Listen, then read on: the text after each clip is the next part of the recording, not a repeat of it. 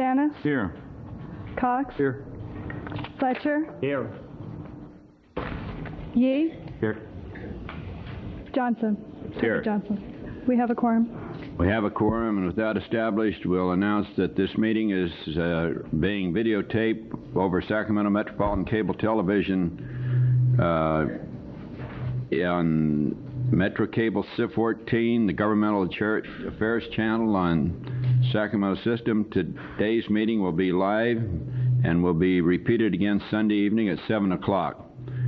Also, a slight advertisement, a VHS copy is also available for checkout from any library branch if someone should so desire. Anyone in the audience who does wish to address the Commission, we'd like to have you fill out one of the speaker identification forms, and they're located on the back table. It's at the rear of the room. And if you'll give it to the Secretary, that enables the Secretary to record that you will be speaking, provides us with a record who has been before us, and in the event we need to have further contact with you, we can. When you address this, the microphone system is structured so that the two microphones reproduce your voice to the audience and ourselves as well. So if you kind of stand right in the middle of the two microphones, we get the best amplification on that basis. With that, our meeting is ready to get underway, and so Mr. Esposito, the first item on the Mr. Chairman, members, I'd like to move quickly through 2 or 3 administrative items. You have 8 respondents to your Community Programming Public Access RFP under item 5, and that's the primary purpose of today's meeting. To item 1, 2 administrative things. One is a request that you confirm a schedule of a special public hearing, a notice public hearing on May 24th, Monday, in this chamber at 10 a.m. This is a 2-sided copy of the rate regulations released by the FCC Monday night. We will present to you on the 24th our analysis, as well as asking our cable operators and members of the public to comment before you. No action on the 24th, only that we have a notice public hearing. And I'd recommend that you confirm that by a formal vote. Okay, with that, if we can have a motion to the effect that a public meeting will be scheduled May 24th at 10 a.m., and the members of the public, of course, we hope will attend. So moved, Chairman Johnson. Second. Moved by Mr. Castanis, seconded by Mr. Yee. Please call the roll for a vote. Grantland Johnson? Panay? Collin?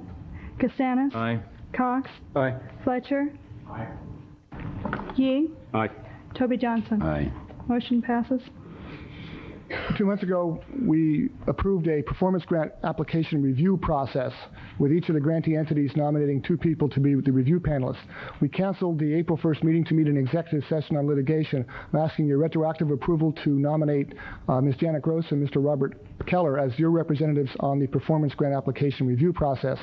That process began last Friday with 17 applications currently in review.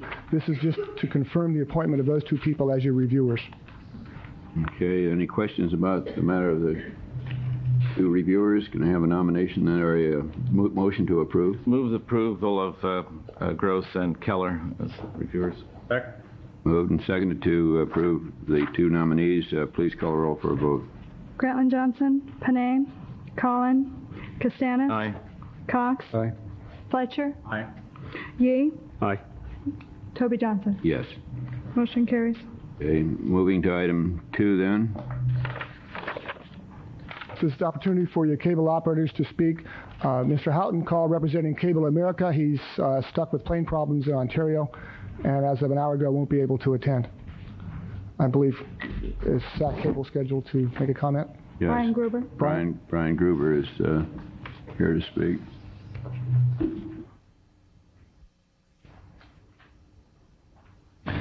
Mr. Chairman and Commissioners, we heard there's a long agenda today, and it was suggested that we keep our remarks short, so we will do so. We believe we're in compliance with all customer service regulations, with the average speed of answer decreasing significantly in recent months. And if you'd like more detail on that, we'd be happy to give that to you. And sorry, Rich, we sent you a full month's report, and we'll in the future do just 15 days, but the full month looks so good that we just sent it off to you. Outside of that, if there are any questions that we can answer for you on any matters, we'd be happy to, but we promise to keep it short and short. We greatly enjoy brevity. Do any of the members have questions they'd like to ask? Yeah, Brian, in light of some of the latest actions, I'd like to have another appointment to discuss the item that we had discussed a month ago. We'd be happy to. All right. We've received a letter basically from KTSF saying we no longer have an agreement. They no longer want to be on part-time, so it's probably a timely subject. We'd be happy to do that. Very good. Thank you. If there's no objection, I'd like to join you, Jimmy. My constituents have called me a few times in the last week, and I think I'd like to join you if you don't mind. Well, perhaps then maybe you can come down to City Hall. Terry and I will work it out with your office. Anything that's to your convenience, either the time or the place, we look forward to doing that. Thank you. Thank you very much, Brian. Thank you. Okay, apparently everybody's satisfied then, Brian. Thank you very much for your input. Thank you very much. Mr. Panay is now here. Diane, do you want to record that? So, Thank you. Panay's here. okay, anything further on item 2? No, sir. Okay, with that, we'll move to item 3. Item 3 is distribution to you of the report back on the RFPs for the other non-governmental community programming activities. You asked for this 2 months ago. This is submitted to you now for your review and consideration at the next commission meeting. It's to gain your opportunity for you to review it, opportunity for grantee entities and other parties to comment for your action in June. The process recommends an RFP release in September, responses in December, and implementation next July for the education functions. 2 or 3 significant and interesting policy issues raised under this regard, and I'd be happy to meet with you or discuss it over the course of the month between now and next month. But it is not for action today, only for your review and consideration. Okay. I have a question, Mayor. Yes, go ahead, Supervisor Johnson. Has this commission made the decision to go out for an RFP for the Education Consortium's grant? No, sir, it does not. The commission has only directed staff to prepare that document, which is before you in this item. But there has not been a decision made to release the RFP. And as I remember, as I read the report, it is suggested that we not go out for an RFP for the Religious Coalition? That's correct, for the reasons outlined in the report, primarily those related to legal church and state separations. Do we have information that explains why we should continue status quo with that grantee? I'd like some information on that. Maybe, Brent, you could provide that to me. It has to do with exactly why if you're recommending a status quo with that grantee, I'd like to know why. Okay, the recommendation is not for status quo. The recommendation to consider next month, as written, as prepared and proposed by staff, is that we develop other alternatives, and 3 or 4 of those are listed. Among them, possibly taking the religious access function to our access manager, taking the religious programming channel to the cable operator, reassigning the channel somewhere else. Okay. So it is only if the presentation relative to status quo is if you chose to do so, but it is not the recommended alternative.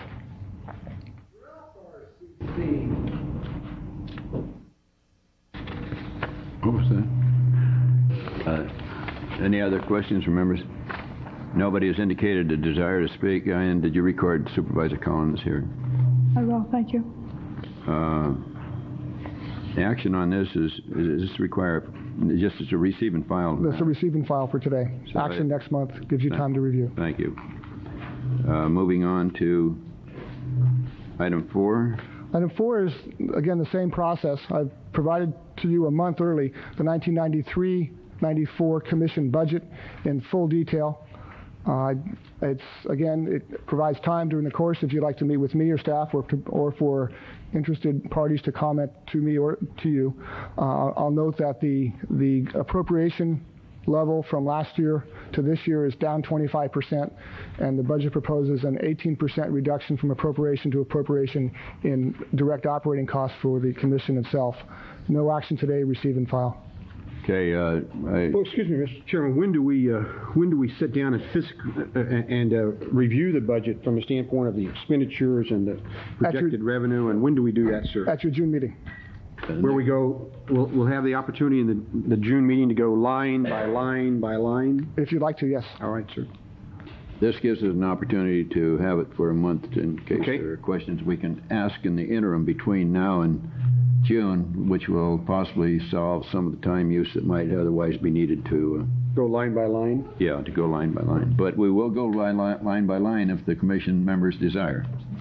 Moving on then to this In item. terms of the line by line that Supervisor Cox might be interested in, why doesn't he get that kind of a budget from you? You're more interested in the details of the work project and where all the allocations are, rather than what's in here, which are broad outlines. Is that what you're interested in? Actually, So why don't you meet with Rich on that? glad to. Okay. Well, but in all fairness, I'd like to have that conducted in public. That's fine too, but it seems that if you've got some real concerns about that, you want to go over and highlight them. Fine. So okay. We just Either way don't is have fine. that detail in here. I'm saying if you want that detail, I suggest that you prepare that for him. Yes. I've tried to mix both the program budget and a line-by-line budget. I've given you a 4-year history in here already of line-by-line. I'm interested in a line-by-line item budget. It's here as the attachment in the detail. Be glad to discuss it either way. Okay, we will, one way or another, review the budget next week, line by line if needed, and if not, we will review whatever is necessary on the part of the commission members. Item 5, request for proposals for community programming, public access presentations, and I'll turn this to you, Rich. I think you've worked out Chairman, your process. With the sign-ups since 2 o'clock this afternoon, there are 8 respondents to your Access RFP. Based on that, I recommend a 10-minute time allocation per respondent. We've drawn by lot the order of presentation.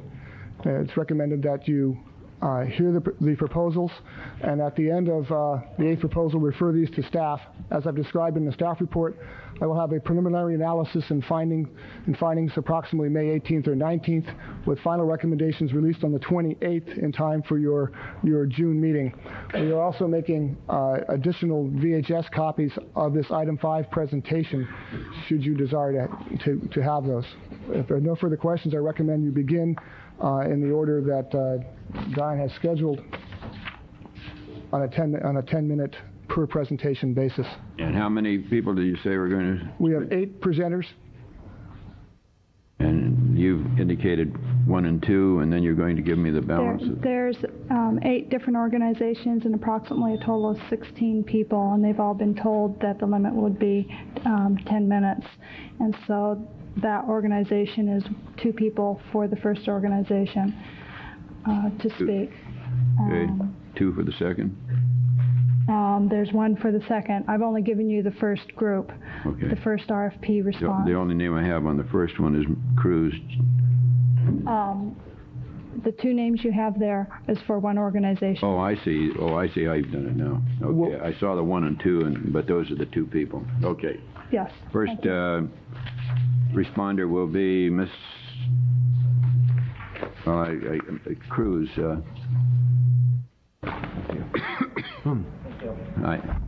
Probably they'll want to come down together. Juan Cruz. I'm sorry, I had a little trouble with the J. Okay. Our H's sounds like Cruz. our J sounds like H's. Yeah, I know Juan. Thank you.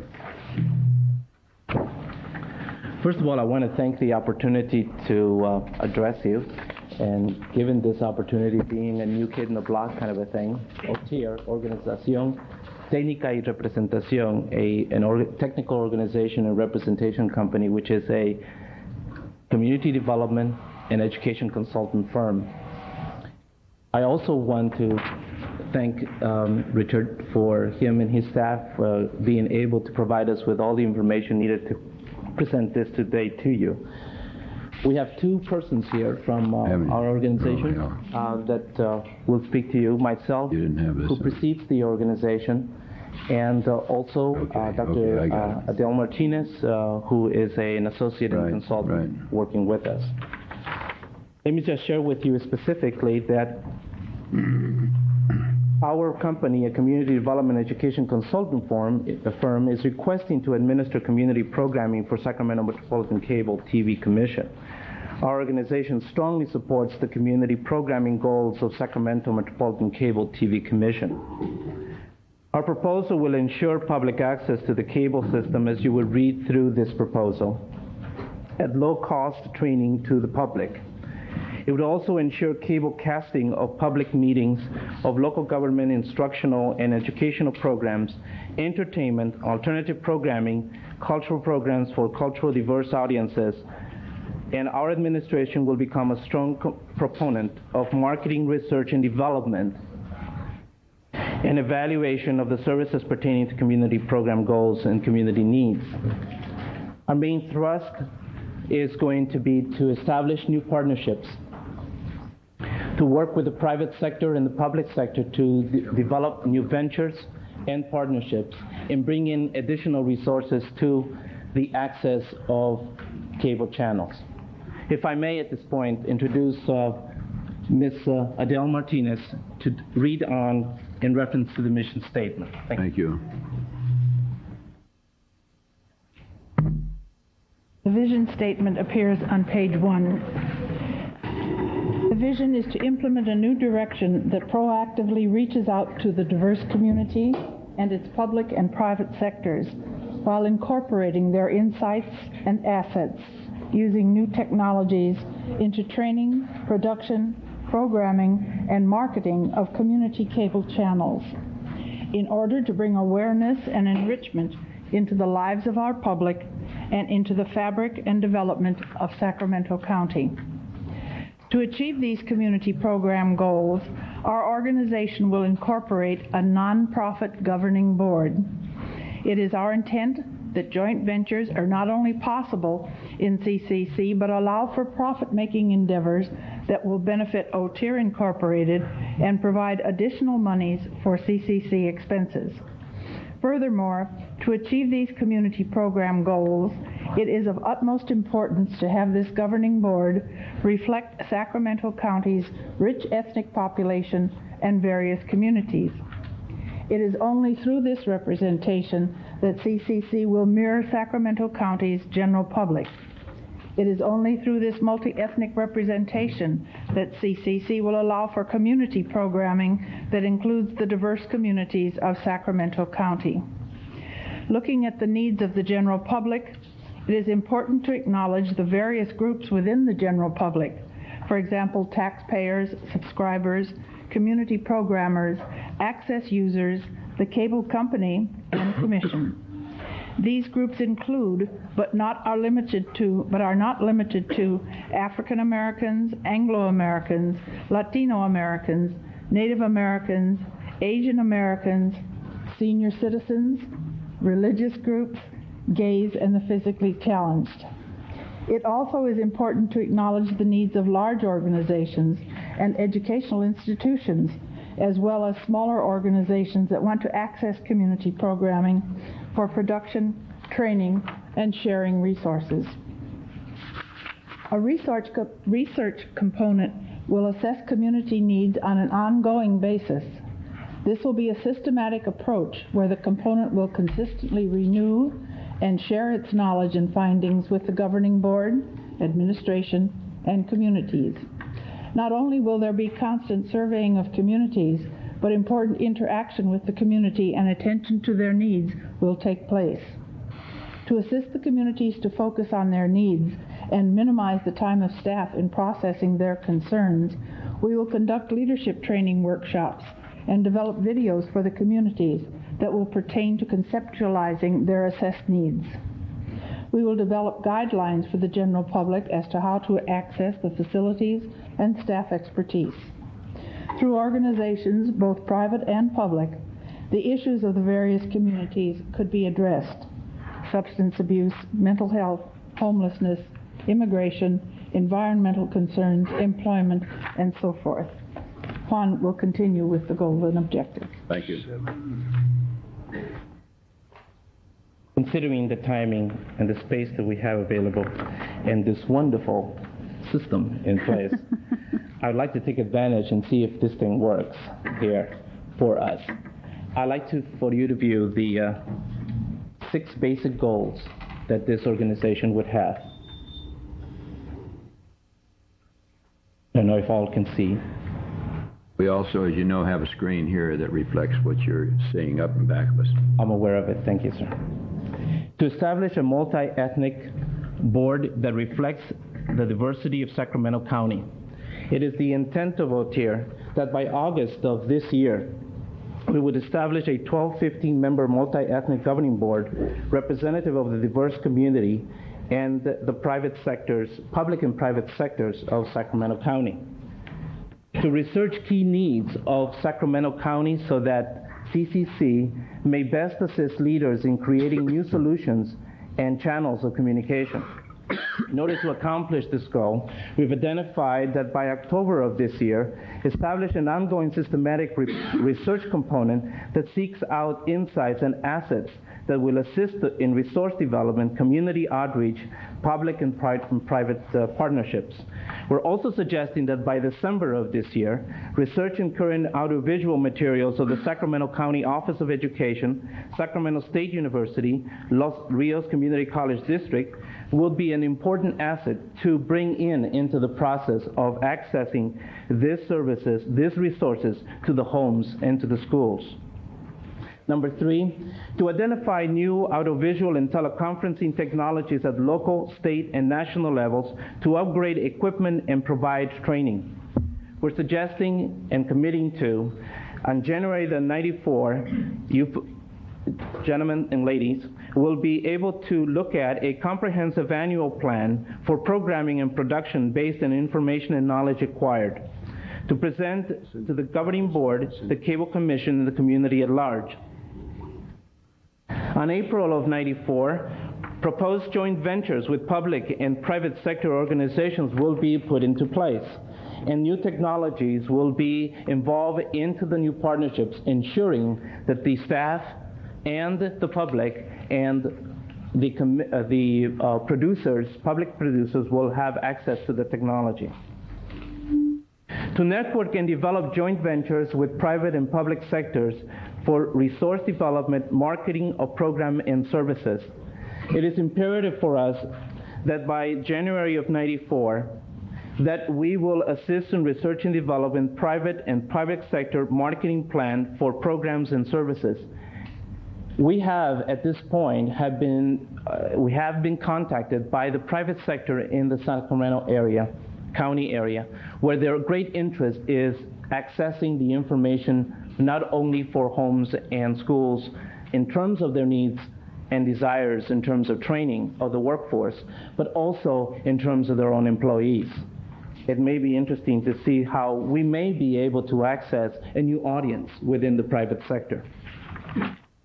To empower the various multi-ethnic communities of Sacramento with a new set of skills that create change and enhance the quality of life in their own communities.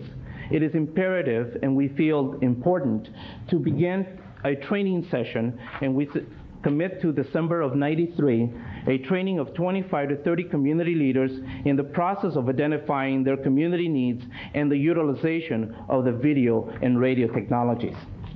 Last, to develop policies and guidelines pertaining to public access equipment use and programming content.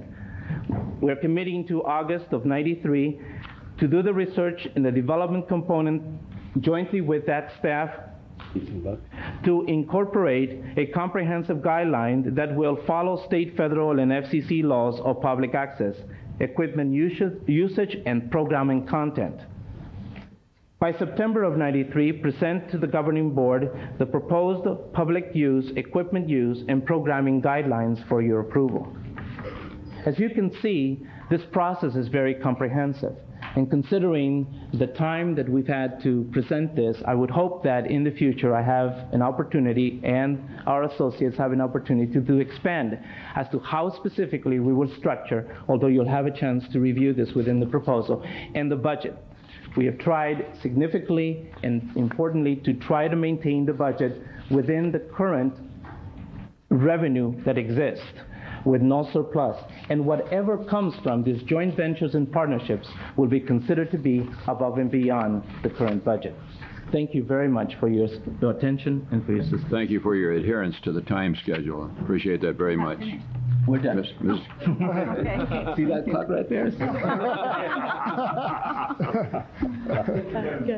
Well done. Thanks very kindly. Could I have staff review with me when, in terms of the presentations today, at what point we could ask questions? Diane? Right now was the plan. A 10-minute presentation and a 5-minute question and answer period was the overall parameters discussed. So we could ask questions of each applicant right now? Yes, you'll have an Mr. opportunity Cruz, next month would you as mind well. Can you and Mr. Martinez please return so if members have questions, they will be able to ask? I had a couple of questions just from that. I'll probably be very consistent with this, with each group that makes a presentation. How is your board going to be chosen? What is the method you're going to use to select your governing board? As we have indicated in our presentation, there are currently grassroots organizations, small and large, within the Sacramento County. We have now accessed those organizations to identify leadership. In addition to that, you have specific interest groups that are diverse in nature in terms of interest that need to be outreach for the purpose of identification of that leadership. Last but not least, we have the private and public sector that needs to be represented on that board. And imperative for the new ventures and new proposals that we may have as we move on to develop new partnerships. So this is going to be a board that you're going to select. People are going to volunteer from these different groups, but there's going to be no election process or no formal process or no formal list of groups from which people are going to come. The solicitation will go out of the office, as have in the past been presented to the community for potential candidates. From that pool and interest, we will bring to the commission as well as to the staff of the commission to look upon them as nominees for appointments. And I would suggest that you would definitely be a body that could look into that if that is an appointment process. If it's an election process, it would have to be a little bit different. You want to add anything to that? Just to say that in addition to those 12 to 15 who would be appointed, if you will, to the board, the others would be welcome to attend any meetings. So you plan to have public meetings, your meetings open to the public. In terms of the budget and the adequacy of the budget, I see, I see what the total personnel costs are going to be and the services and supplies. And what I don't have a good feel for right now is how in this budget you have built in enough, or whether you've built in enough for, you're going to have equipment replacement problems. You will have, obviously the recording tape problems. I do not know if I can see in there an adequate amount for that. I don't have a really good feel for that, but that would be a concern, and I would be asking that of each one and comparing this as we go through. I'm going to compare budgets as we go through, and obviously I'm going to be comparing how everyone's looking at how boards they're going to put their boards together, and then I'm looking also sort of the proactive stance towards programming. I heard you in your presentation a lot of outreach. A lot of trying to assess what might be a community need to want to watch or a need to want to know more about, which indicates to me a sense of proactive programming. I don't see any real, maybe it's too much to ask in these, any way that you've even done any initial cuts at what kind of programming blocks you might be wanting to put on. May I suggest page 10 is an effort in that direction, where it points out that OTIR realizes that $450,000 is a minimal budget to run public access, and we intend to do fundraising with the private sector to underwrite projects and pull from private and public foundations for grants. This will expand public access and community programming. For example, the community production assistant from the internship program will work with community producers, and we do want to look at the community as a resource and identify where they indeed may contribute, not just dollars but talents. And I was looking for some sort of maybe what initially you thought were some of the big programming segments, and maybe that's too much to expect right off the bat. But those are things I'm going to be looking for in each proposal. If you have an opportunity to review the organizational chart very briefly, there is a component that deals with research, development, and marketing. That is I understand, would be a new component within that effort. Seeking out those needs proactively of the community as well as the private sector, and identifying those assets that are there to be able to incorporate within our general budget brings about a business-like approach of dealing with budgeting and dealing with program and production. I think that in that sense, I agree with you, maybe short-term in terms of what we would be able to specifically indicate here, but as we begin to proceed in reference to the goals and objectives that specific unit of research and development would have, if you look at that, you begin to see that it's possible that we may be able to do some matching dollars of the total dollar that currently is being provided by the Commission. And that chart appears following page 13 of the budget. Right. Okay. And I just have one last question, I'm sorry. On page 2, you indicate that you are a for-profit organization, but you're going to incorporate with a nonprofit governing board and then try to do this as a joint venture between your for-profit side and your nonprofit governing board. That is correct. Correct? Okay. Anything further? No. Mr. Fletcher? In several places you use the term marketing, which suggests commercial. Do you understand that our channels carry no advertising and that they are not for profit and that you could not present ads or appeals for funds? That is true. You know that. I understand that, yes, sir. And the other question is your a proposal that replaces one or more of the functioning organizations that we have right now that is carrying on in behalf of the Commission with programming on certain channels? Yes, it could, sir. Okay, are there other questions by members of the Commission? Thank you then for your Thank you. Thank you very much. response. Okay. Second group, American Business Institute, Bob Gay.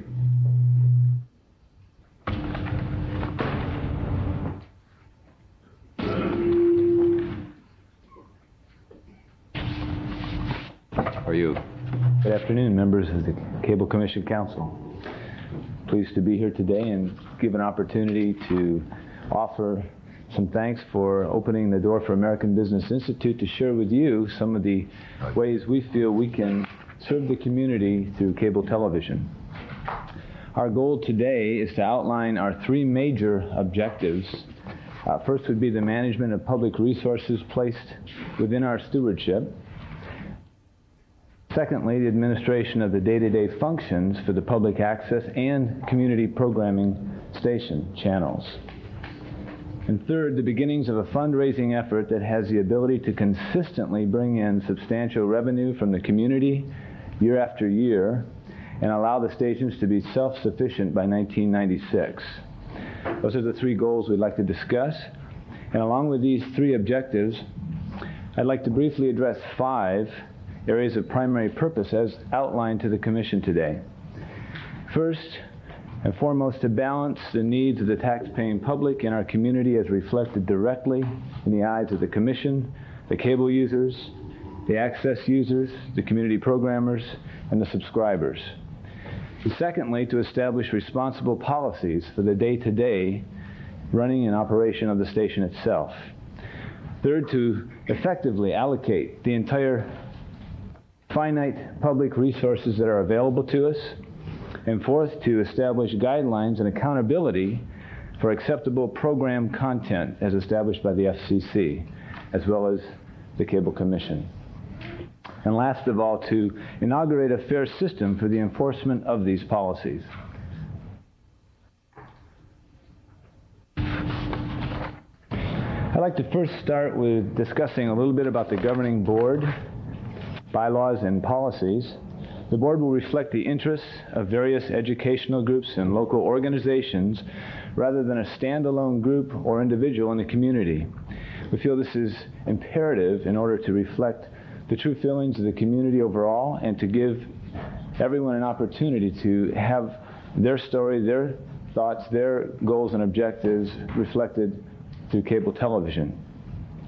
This will be accomplished by bringing in representatives from various groups in the community, and the focus will be in 8 main areas. First, medical, next, legal, business, family, seniors, students, nutrition, and exercise. The board members will be asked to serve 6-month terms, at which time they'll either be renewed or asked to step down for another group in the community to have a board member made available to the board. They will be done in accordance with the programming needs of the community. Appointments to the board will be determined by community needs as regards to the 7 areas I just mentioned for access and community programming.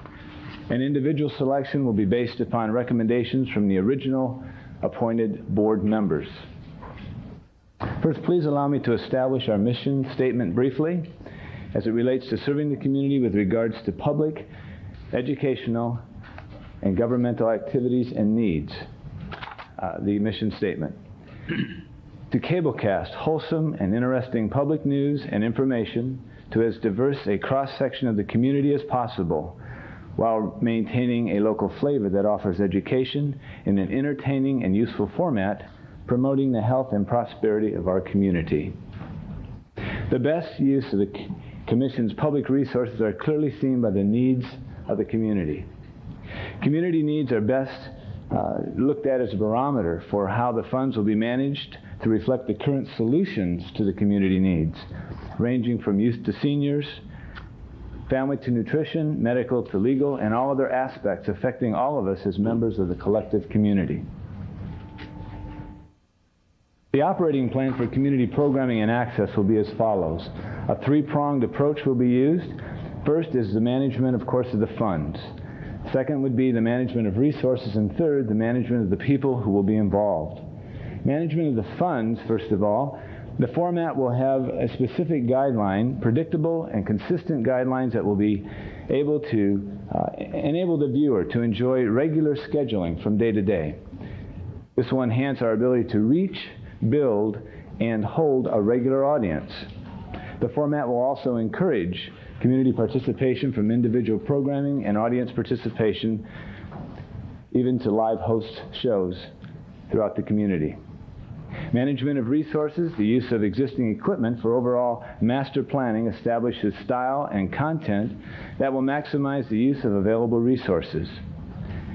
A certification of completion will be awarded to those members of training classes completing their training. Only certified trained community members will be allowed to check out equipment for production purposes.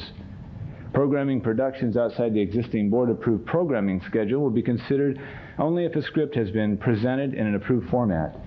If the script meets the approval of 2 storyboards and has, 2 board members and has the opportunity to go to a simple storyboard approval for possible scheduling, then all finished scripts and storyboards will then be subject to the prior approval of a 60% vote of the board. The management of people, the effective management of people will include working with a paid staff as well as a group of trained volunteers. The staff positions will be as follows: an executive director, office manager, production director, 2 production assistants, 2 playback operators, a chief technician, camera operators who will be non-paid trained volunteers incidentally, program coordinator, and 2 program assistants. We feel with a well-balanced board of directors reflecting the community's interest and a skilled staff running the daily operations, along with a technical crew able to produce highly quality programming and access, we'd like to now take a brief look at some of the major events that will form the future. Fundraising, centers of influence, and technical training. The first key, fundraising. We feel fundraising is the key factor in the future of access and community programming in order to gain the strength it will need throughout the 90s. Our goal is to be financially independent within 3 years. We will endeavor to build meaningful commitments from business, various associations, and key individuals with regards to finances. Second key, establishing centers of influence. Establishing centers of influence will be accomplished by serving the interests of the many organizations represented in the community. And third, technical training. Technical training represents several important factors. First of all, it gives us a constant flow of involved individuals who will learn the hands-on side of the workplace. It also offers the cash flow opportunity, as the station will be a classroom. We've often heard, where your treasure is, there will your heart be. We feel if the folks are willing to put a little bit of good faith treasure into the station for their own training, that they'll have their heart there as well. And this is also the feeling we have for those who will contribute. If people can find an interest area and support it with their own earnings and financial assets, we feel that they also will grow with the opportunity that the two stations will offer over time. The operating procedures: the station will be open from 8 to 5 for normal business hours. Production facilities will be open from 11 to 11 p.m. for production. And the training facilities will parallel that production time in order for hands-on job training to take place. The programming and access time windows will be filled with local content by, of, and for the community specifically. A station archival library will be operated to catalog the best of local programming, and these video clips will enable us to mix the old and the new with a flavor of live on what would typically be a rerun, thus cutting costs to the station and yet keeping a flavor of a live program on the air. I'd like to briefly go over a little bit of our contents of a summer programming schedule. Some of the programs that would be offered would be your employment opportunity, 8 a.m., company profiles, interviews, specific job training with local companies and support staff. 9 a.m., medical information in you, 4 to 10-minute segments about patients, therapists, nurses, and doctors, informational and laid out in layman's terms. 10 a.m., ask an attorney. Reenactments, 4 to 10-minute segments of attorney and clients discussing personal, family issues, hot information areas of interest. And then noon, we'll have Career Watch, a daily job listing of openings blended with 3 day-in-the-life stories, 10-minute segments, so people can get a feel what a job is about before they would even take the job. The afternoon programming would be good afternoon news, good evening news, and late good evening news. We have enough of the stations telling us the alternatives. I don't think we need to bring that into our access and community programming. Our goal is to give the community public access as well as community programming by allowing them to see what's available from their friends or neighbors, to cross-section, to work together, to form a unity that can form an opportunity for this community to grow stronger, more well-balanced in their goals and objectives, and to serve the interests of the Cable Commission. Thank you very much. Thank you very much, Mr. Gay. Your timing, again, was very good. And we'd like you to remain a moment if we have any questions, Mr. Gay. Does anyone have a question to ask? I think I heard you say that the board members would be initially chosen, and I assume by you? That's correct. Okay, and then that would be a self-fulfilling board, one that would renew itself. Yes, through the way it was the board would be a cross-section of community leaders from various groups who would then vote on a volunteer or a person to join the board. And the other question I had was, the way that you put your budget in here was difficult to read. I would have preferred it a different way. But what I did was make an assumption that when you talked about the percentages on page 10, that you were talking about a combination of the commission grant plus any fundraising attempts. You would combine those monies, and that 62% of those would then be allocated to paid staff. I'm sorry.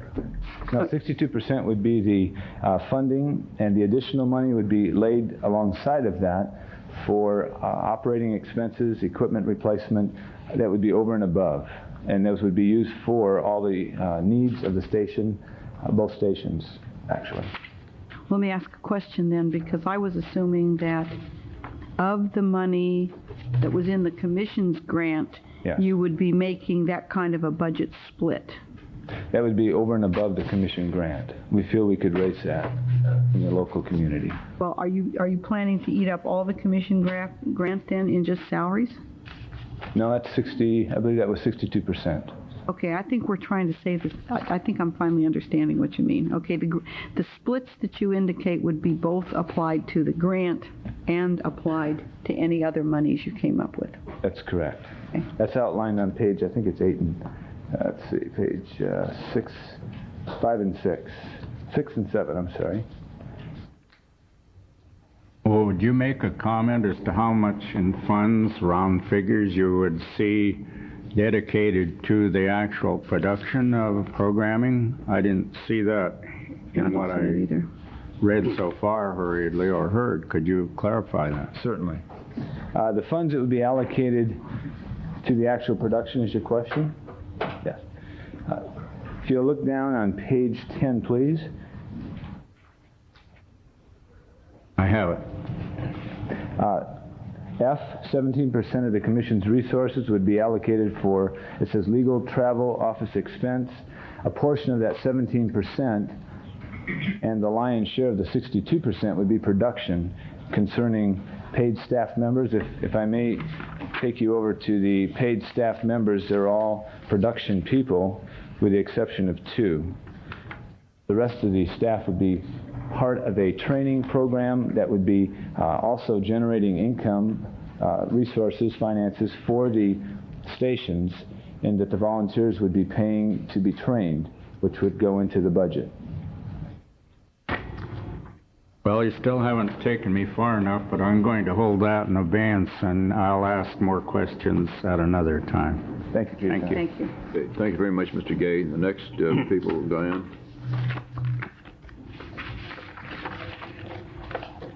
Would be Mr. Beimer with the Los Rios Community College.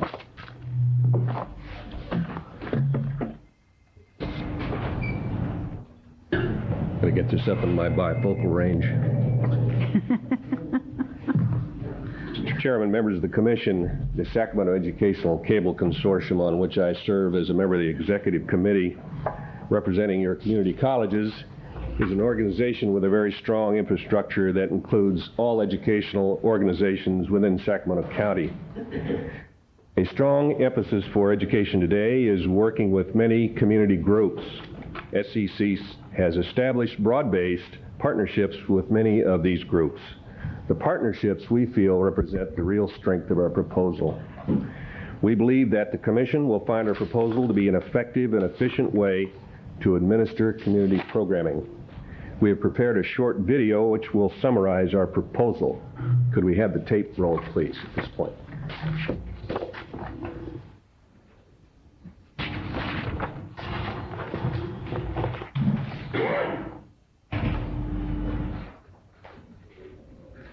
Good afternoon. I'm Dave Backett, chairperson of the Sacramento Educational Cable Consortium. In responding to you, the Cable Commission, and your RFP for community programming, SECC is proposing to assist with community programming in areas SECC has excelled in the past. We have a proven history of involving the Sacramento community in creating programming for, by, and about the community. SECC has a strong existing infrastructure which is supported by all of the educational institutions in Sacramento. In essence, we are governed by policies established by our own districts, which are governed by elected bodies, our boards of education. Today you will hear specifically from the Sacramento community about how the community can expand existing partnerships with SECC members to efficiently enhance community cable. Please take a few minutes to review the proposal submitted by SECC and its community partners. The Sacramento Educational Cable Consortium is proposing to stimulate greater involvement from the community in program production based initially on broad community partnerships with SECC members. Programming will be for, by, and about community groups. Address community issues by publicizing via cable local organizations that provide assistance and resources to the community. Provide an opportunity for these community resources to be promoted through cable. Video programs will be utilized via cablecast and library checkout and distribution through the Sacramento County Office of Education. And involve the community in selecting program acquisitions and evaluation of community programming on SECC channels. Specifically, SECC is requesting additional channel capacity to be determined on an annual basis. This could take the form of one channel or parts of many channels. Supplemental funding to produce local programs requested by community groups. Programs will be educational in nature.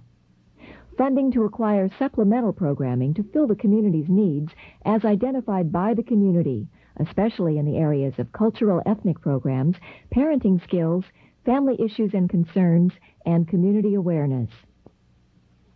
SECC has worked with many community groups producing programs during the past 8 years. Gary Klein, a member of the disabled community, has produced programs with SECC. His productions provide insight into the world of the disabled by sharing feelings, as he states, from his heart.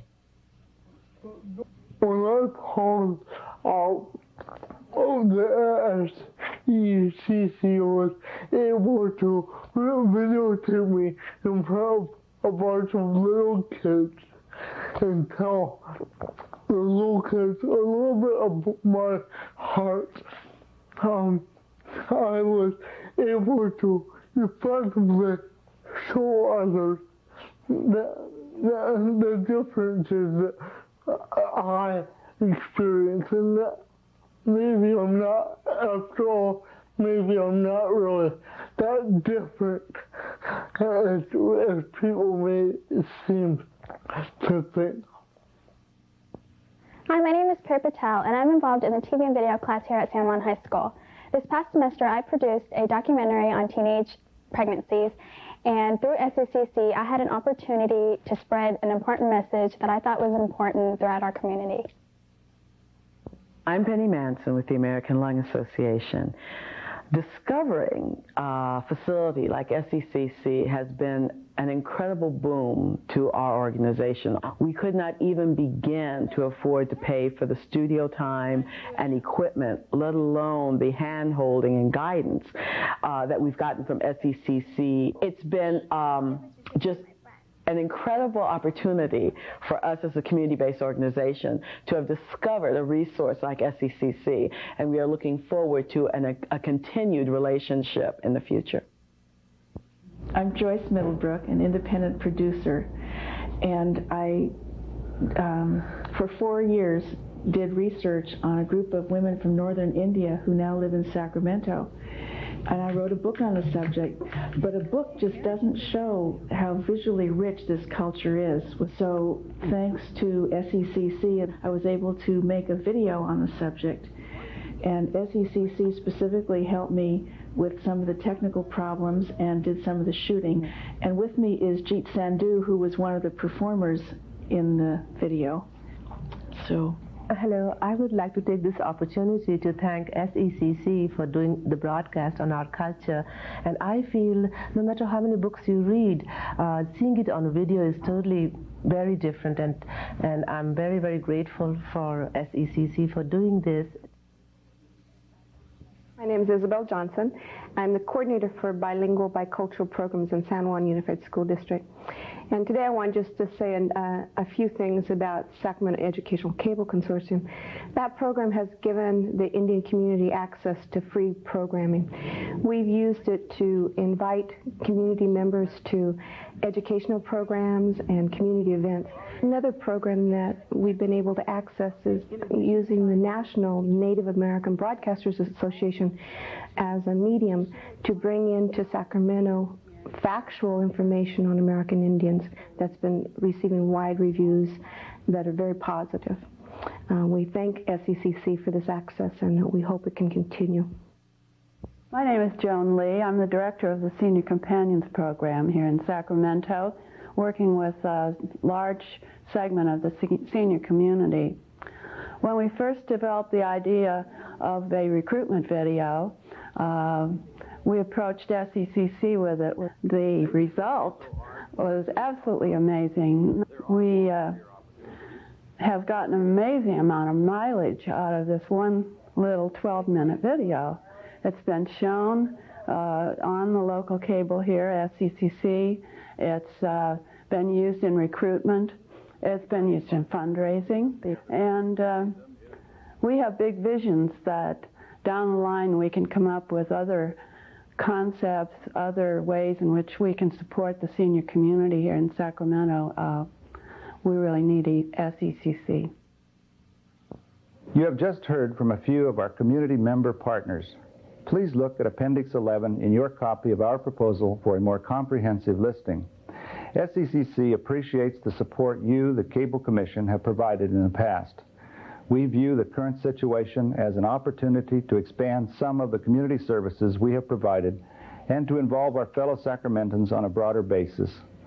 SECC is interested in working cooperatively with you and other community programming groups to make cable a stronger, more beneficial resource in Sacramento. Thank you.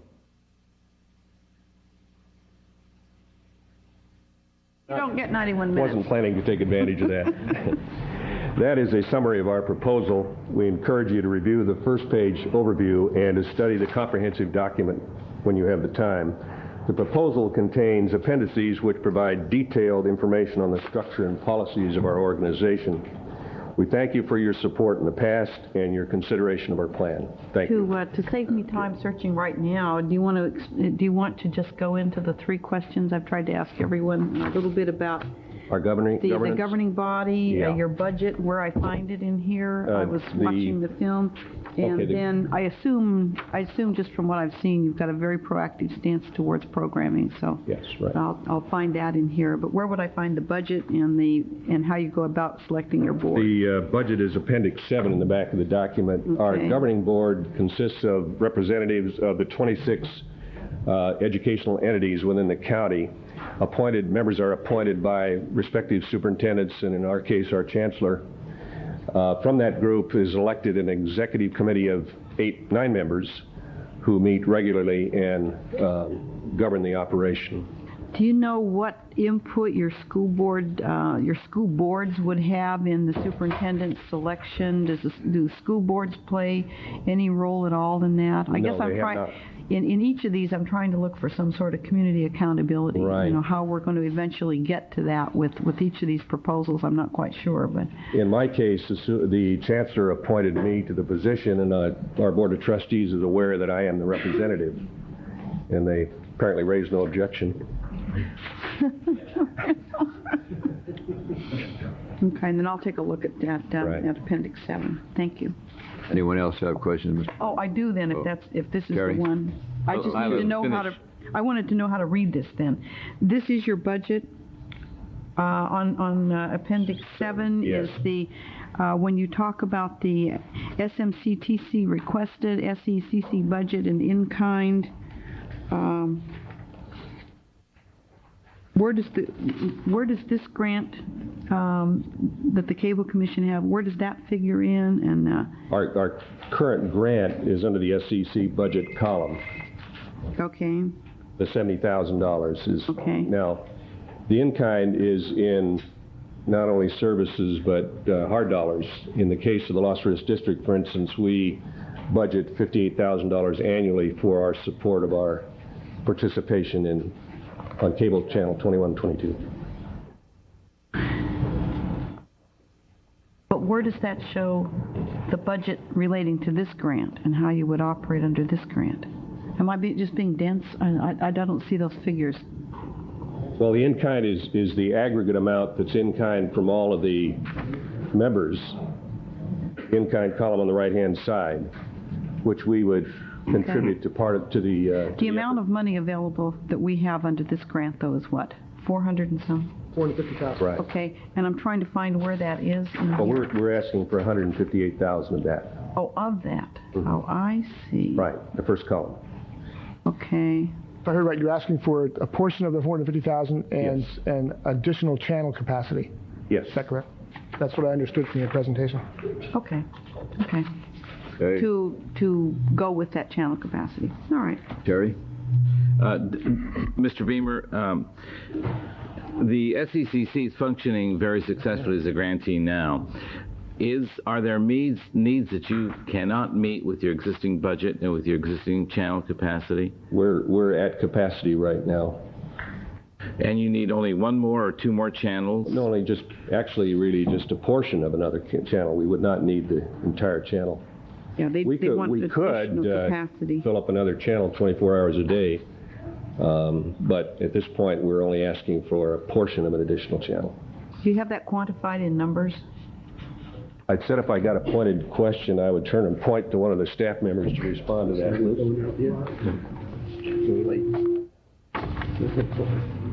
All of those figures are contained in your proposal. In direct answer to that, right now we are programming 2 channels, and we're borrowing, for example, your channel. We are using additional channel space because we have impacted the 2 channels during our prime times. With respect to the community programming that we have been involved with, that's kind of where the rub is right now, and that we do need additional resources for that. And Commissioner Collins, those are addressed in several places within the proposal and within the attachments. Okay, I see on page 6, that's what I was looking at. 6 talked about hours of cablecast programs. So they have the ability to program a 3rd channel 24 hours per day provided adequate funds are available. What I was trying to do was put all of that into some sort of a budget figure, and maybe it's in here, but you were talking about if you program this channel completely, 24 hours a day, rather than the funding that you've requested, that it would cost approximately $18 per hour. Mm-hmm. That's correct, and that's out of that $158,000 requested. It's out of that? Well, the figure came from the $158,000 requested. And so out of that, how many hours a day? That would be 24 hours a day. Okay, and the 158 is how many hours a day? The 158 includes we can program a channel 24 hours a day with that 158,000. A full channel? A full channel. Okay. In addition to the ones that we already have. Okay. Okay, Terry? Thank you. The question I have is if this commission were to want you to assume the responsibilities of local origination and public access totally throughout this community, do you feel you could accomplish that if you were to receive the full grant and the other full channel? Let's assume that we decided that SECC would receive that responsibility. Organizationally, could you handle it, and could you cope with the things that, for example, Access Sacramento is doing today? Could your organization accomplish that? No. No, you go ahead. I could answer that one. The answer to that question is kind of twofold. One, we believe the organization could do it. However, that is not what the organization is requesting of you. I'm aware of that. At this point. Our board has made a conscious decision over this past several months in discussing this to submit the proposal that it has, and it did not, very specifically, did not address that. Part of the concern is that our main mission is education, and we do not want to lose focus of that. We want to expand that, but we don't want to lose that main focus. And we felt that there was sufficient funds left over for other organizations to pick up the access portion and maintain the existing equipment and that kind of thing. And that's the main reason that was not addressed in here. We'd have to go back and do a philosophical examination. So what you have done, and what I gathered the other 2 proposers had done, was really look more towards community programming rather than the soapbox type of access. Okay. In your words, yes. I haven't heard anyone address the soapbox portion of access yet, and it'll be interesting to see if any of the other proposals do that. So far, all 3 have really concentrated much more into community programming. So. Isla, what's the soapbox approach? Well, I assume that soapbox access is, there's 2 channels we're talking about here, and soapbox access is, to me, when someone says these are access channels. Therefore, I can come in and I can demand some airtime. Right. And how we deal with that in these proposals is interesting. I made an assumption that with 2 channels available, what people are doing is concentrating on maybe 1 channel for community programming. Your RFP left that open. I know you put it did. To bid the functions. I haven't heard anyone get into the access. Right. yet on Soapbox. Right. 2 points. Your RFP left open the mix to the proponents. So the functions and the dollar mix was open. Secondly, your RFP left open the ability to, in my words, make cognac out of this process. You could negotiate a component from one proponent with a proposal or a piece from another component to reassemble the mix as you may desire next month. We tried to build flexibility and put the two functions back together a piece at a time. Mm-hmm. Okay. That's why I was trying to understand the budgets. It's very commendable, and we'll move on then. May I ask one final quick question? Oh, you question. have one final Is question. The phone number on the bottom of the first page the one to call for discussion on any of these topics? Yes, it is, sir. Thank you. Okay. Is that it? Thanks very much for your presentation. Moving on to the next group of people, the Community Connection 2000, Betty Parks.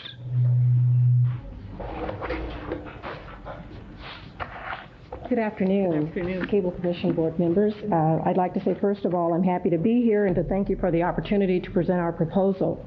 Now, for the sake of time, and because we're the type of organization which likes to get to the heart of the matter, I'd like to address and establish our mission statement and our goals. We'll talk briefly about our governing board, members of the organization, and then we'll have a video which will provide you with the type of programming that we hope to promote. First of all, Community Connection 2000 is a nonprofit public benefit corporation. Our mission is to provide windows of opportunities for the citizens of the greater Sacramento community in the areas of communications, economic development, training, and educational opportunities. The overall mission of Community Connection 2000 is to balance the needs of the general public as reflected both directly and also through commission subscribers, community programs, access users, and cable companies. Now, our goals are designed specifically to address, but are not limited to, promoting community involvement in administering programming and public access use, improving the quality of programming reflective of the full and diverse range of our community's residents, perspectives, concerns, issues, and interests, establishing and enforcing policies for allocating finite public resources as well as minimizing administrative cost, to secure additional outside financial commitment and support on an ongoing basis, and last but not least, to increase marketing efforts of programming to the community.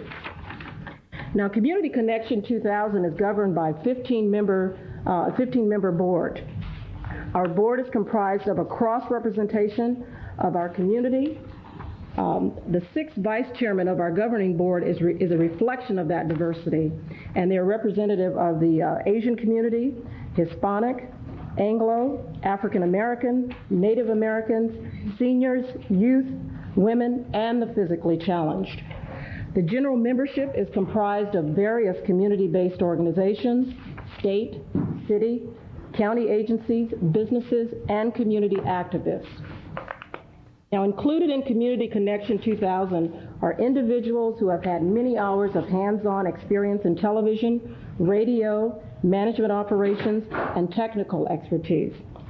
Now, we feel we bring together these experts and the fact that we are confident that the full community will reap the benefit with Community Connection in charge of managing the public access stations. Our concepts are innovative, and we will incorporate the highest quality in programming management expertise and technology. We will bring the latest in high technology that will mark Sacramento Cable Foundation as one of the best in the country. Now, since we're going to have a second portion of this presentation, I'd like to conclude my portion by saying that Community Connection 2000 comprised of a group of individuals, as I said before, and our overall concern here is just the negative impact that we find television and radio has over our children and the general viewing audience, and that's why we came together as a group. We feel the bottom line here is that our children are a precious resource, and we should be about the business of protecting that resource. And as I said, the bottom line is Community Connection, we stand for better programming. Now, I'd like to bring on Lauren, Lauren Reed, who is one of our members, and Lauren will provide you with a video, and that'll give you a brief overview of the quality of programming and the diversity of our organization. Lauren? Thank you, Ms. Parks. Mr. Reed. Thank you, Commission members. This video, which you're about to view, will reflect some of the efforts that we plan to make to encourage, to recruit, and to train community folks of all ilk, of all ages, and persuasions to get involved with the system. And we will address the soapbox component, if you like, during questioning. Thank you. Randy, if you will, please.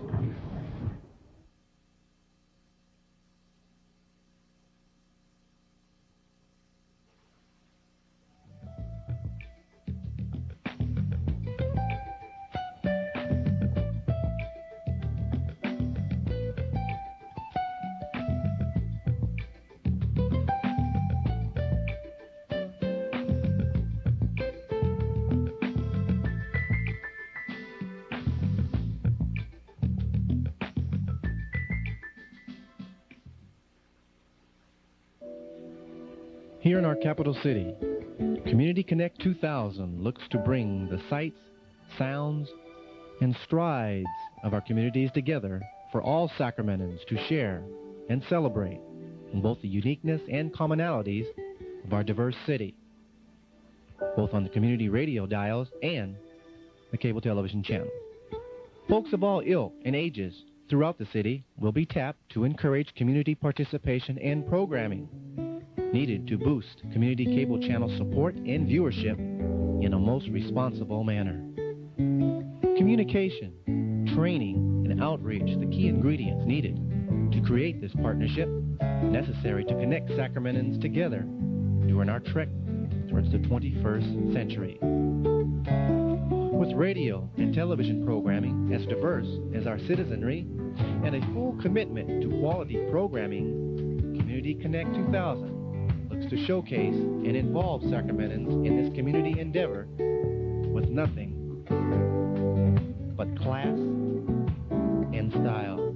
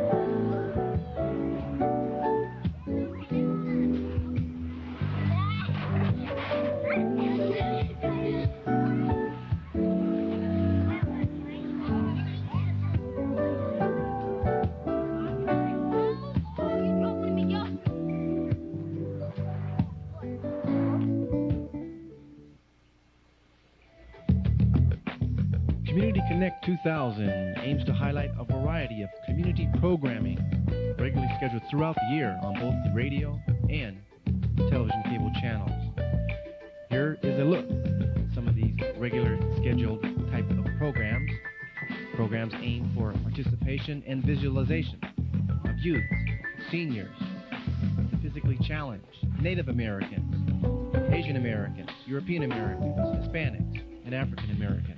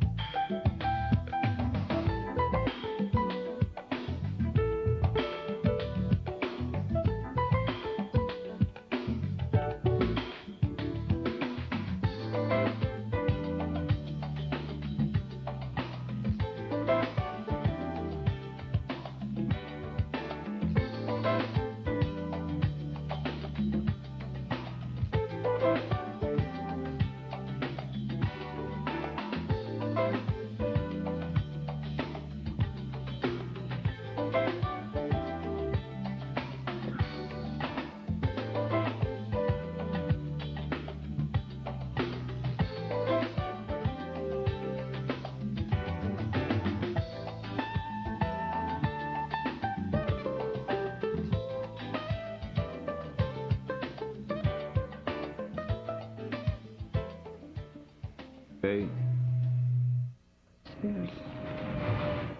You going to close it, Ms. Parks? I'd like to just close by saying thank you very much, and we're not looking for any bonus points, even though we featured one of your members on the board. That never hurts. Members of the commission have questions to ask? It's always a shock to see who you're hugging next, right? Just where do I find budget? If you'll look back, section 9, it's towards the back, all the way in the back. Like I did Section find 9, your budget and assumptions. Board directors, so, okay, great, thank you.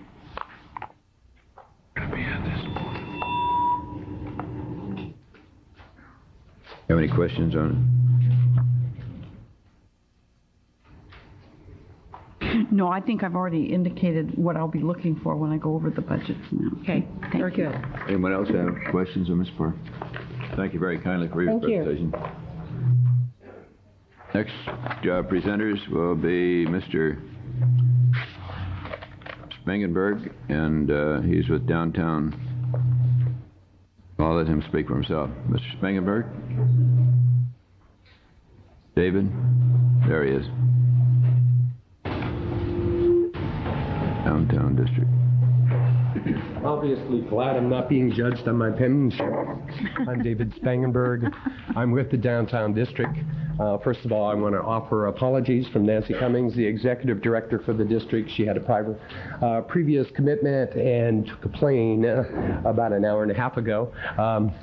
We have Carolyn Simon, who is the chairman of the Planning and Development Committee for the Downtown District, to answer any questions on the district.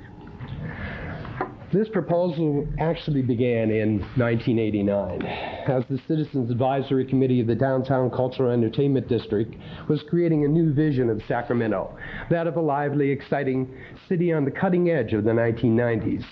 Cabaret Productions submitted a proposal for the master plan, which outlined a way to generate greater public awareness of this vision, utilizing the powerful and influential presence of television to promote first the potential and then the fruits of that vision. We recommended and proposed a locally oriented arts, cultural, entertainment television channel for Sacramento. The original proposal had a virtual mandate from the Sacramento arts and cultural community, as well as compelling support from government officials, business executives, and other civic leaders. Cabaret's proposal was added to the master plan to be implemented when the funds were available and the time was right. The recent developments with our local community cable stations have convinced the Downtown District's Board of Directors that the time is right to realize this dream. They voted unanimously to work with Cabaret Productions to revise the original proposal and to submit it for the grant to administer the functions and resources of the Sacramento Metropolitan Cable Television Commission's Community Channel on the Sacramento cable system. Imagine, if you will, the many benefits of a local television channel dedicated to showcasing, supporting, and promoting Sacramento's own culture and entertainment. ACE TV will enrich our viewers' lives. Our lenses will focus public attention on the complete range of cultural offerings available in our area. The production staff will work on program and series concepts with area artists and cultural groups to broaden their outreach to the public they serve. ACE TV will televise Sacramento theater, music, dance, literary, and visual arts. We will also present children's programming, create original teleplays in the tradition of Playhouse 90, showcase original and experimental film and video productions, and document special events by providing complete coverage and background information on the organizations. The ACE TV staff will also assist in establishing collaborative efforts between the public service and appropriate arts and cultural organizations to create educational or informational television programming designed specifically for the channel and produced in a creative and entertaining manner. ACE TV will serve as an agenda center. One of ACE TV's most prominent features will be an arts, cultural, and events calendar called Marquee. A regularly updated events magazine, Marquee will feature short video clips from current cultural and entertainment offerings. They will also offer criticism and reviews from local newspaper and other medias. offering their best bets for the audience time and entertainment dollar. Excerpts shown, reviews given, even public transit stops and schedules will be displayed for the convenience of getting there and back. Marquee, working in tandem with the Downtown District's centralized ticket ordering service, will not only announce the entertainment possibilities, but provide easy access for ticket information. ACE TV will also put arts and culture back into our children's lives. It's a proven fact that our children's primary window to society is television. ACE TV will provide a valuable alternative to present the present children's television fare. By presenting local artists' creations and achievements, we will be able to offer positive role models for our children to emulate. The fact that these role models are neighbors reinforces the facts that we all have the opportunities to achieve our goals. ACE TV will create greater cultural awareness and understanding. By televising multicultural events, celebrations, and specially designed programming, ACE TV will illustrate the diverse cultural and ethnic philosophies which abound in our community. By sharing these divergent outlooks, our community will develop a deeper appreciation and pride in the multicultural stew that is Sacramento. ACE TV will increase visibility and support for local arts and cultural organizations. By successfully adapting their vision for the television medium, ACE TV will allow them the opportunity to reach into thousands of households, thereby cultivating a stronger audience support core. Understanding the need for us all to become more independent and self-sufficient, ACE TV will strive to initiate new avenues of retail and corporate support through the underwriting of our televised collaborative programming, thereby strengthening the public-private partnership support in our community. ACE TV will present a positive self-image and promote the quality of life in Sacramento. Drawing from ACE TV's programming library, promotional tapes will be produced. Using these Sacramento showcase tapes, the Sacramento Convention and Visitors Bureau could cost-effectively project positive images of our city around the nation, indeed around the world. As a promotional tool, these showcase tapes will reinforce Sacramento's image as an emerging world-class city. One of the many strengths of our proposal is the fact that we have hundreds of hours of quality arts, cultural, entertainment program master tapes already in storage. Produced by the Western Access Video Excellence Award-winning Cabaret Productions television crew, these program masters contain the very best of Cabaret's volunteer community television efforts from 1986 through 1990. This diverse programming library provides a strong core of cablecast-ready programming, which would give ACE TV a good running start during possible transition and startup. Consistent quality, both in content and technical reproduction, will be strictly adhered to in every project that ACE TV facilitates. Through thorough pre-production planning and skilled professional production crew will assure that each project will be of top quality and will be completed in a timely and economic manner. ACE TV staff producers will work closely with each organization or individual artist to assure that the television medium is utilized to its maximum potential. For over 5 years now, the Sacramento arts cultural community has had a dream of a locally oriented, dedicated arts cultural entertainment television channel. The Sacramento Metropolitan Cable Television Commission now has the opportunity to give that dream substance. You can provide a chance for us all to work together to improve the quality of life in our community and to raise Sacramento to the cultural stature that it deserves.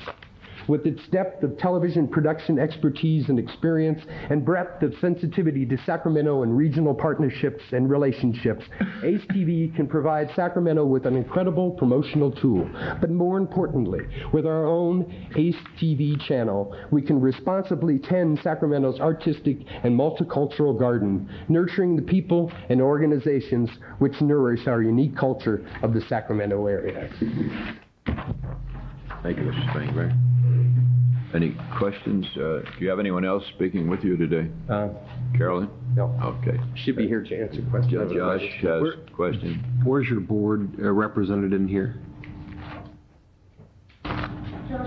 We would use the board of the downtown district. That board, for those of you not on the city council, is derived through the usual city process of advertising for vacancies, and then the applicants are interviewed by the city personnel committee. Appointment is ultimately made by the mayor with the concurrence of the council. We envision, if we get this channel, one of the things we use the channel for is advertising for vacancies. We are also in discussion discussion with Housing and Redevelopment staff, a mechanism whereby we can increase the number of members on our board. Hey, Terry has a question. Mr. Plante, Just another question on the budget. You're asking for one channel then? Yes, just the community channel.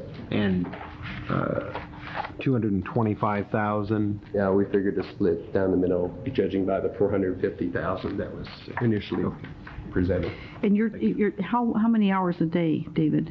Basically 8 hours each evening of original first run programming, which will be repeated the following day during the day. And then from 12 midnight till 7 in the morning, we will be running an alphanumeric community calendar, which will list various events, schedules, organizational information for arts, cultural, and public service organizations. The downtown district currently maintains a master activities calendar for cultural, arts, and entertainment activities, and we envision every downtown hotel for a startup, when anyone turns on the TV set, this channel comes on automatically. There is a way to fix that, and our executive director has done it, especially with a Hyatt and another community, and that's one of the things we want to have happen. Okay, Terry? I have two questions. First of all, are there other cities that you can refer to that have a public access channel in the West, or that you're aware of? Other downtown districts that are performing the same purpose as you intend to perform? Basically, King's Cable up in the foothills here provides it's not a public access station, but it's a basic marketing tool for local businesses and also venues, entertainment venues, and public service provisions. So it's kind of related to a downtown district kind of thing as well. Well, it is related to the goals of the downtown district, and but the downtown district's goals not only include the downtown area, but the complete area of Sacramento, encompassing the county and the city. Their primary focus originally is the downtown area, but ACE TV focus will be the complete area. We've worked with groups already. I'm sure you are aware of Cabaret's programming and the work we've done in the past. We have extensive partnerships with most of the major and minor arts organizations, including Sacramento Ballet, and from the Sacramento Ballet down to individual poets in local cafes. We've had extensive outreach already. Thank you. My second question is pertaining to what you've done. Have you produced a program with Access Sacramento? Have you taken advantage of the resources there? From 1986, we were born. Cabaret Productions was born and raised on local access. As a product of Access Sacramento. The problem we reached was the fact of Access Sacramento's mandate of program diversity, program and producer diversity. Basically, we had more calls from local groups than we could get the equipment to manage or the airtime to run the programming. So initially, that's how the project began, clear back in 1989. Thank you. And I assume that then what you're talking about is an arts and entertainment as the focus of that community programming channel, one of the channels. Yes, but we will be doing outreach to create collaborative works with public service organizations such as the American Lung Association, to work possibly with Chautauqua's Children's Theater Group to create original programming, possibly on the benefits of not smoking or health benefits. I mean, we hope to be able to do outreach to other public service organizations, including showcasing the city's amenities such as the zoo and Fairy Tale Town. Basically, it's a promotional tool for Sacramento in our area. I'd like to ask a question. Of course, Sacramento Cable's services extend across Sacramento County. Mm-hmm. In your conception of what you would be doing, would you seek and reach out to produce programming from all over the county? Yes, or are you just a downtown kind of like event? I said, the downtown district's primary goal presently is the downtown area. But as an arm of the district, ACE TV's outreach will encompass the whole of Sacramento area, county and city alike. We already work with groups like Chautauqua and a number of groups. We've worked with groups up in the foothills and stuff already, established working relationships with groups from all over the Sacramento County area. Thank you. Thank you very much, Mr. Spangenberg. Well, thank you. The next group will be Mrs. Elkinson with Camellia Cable.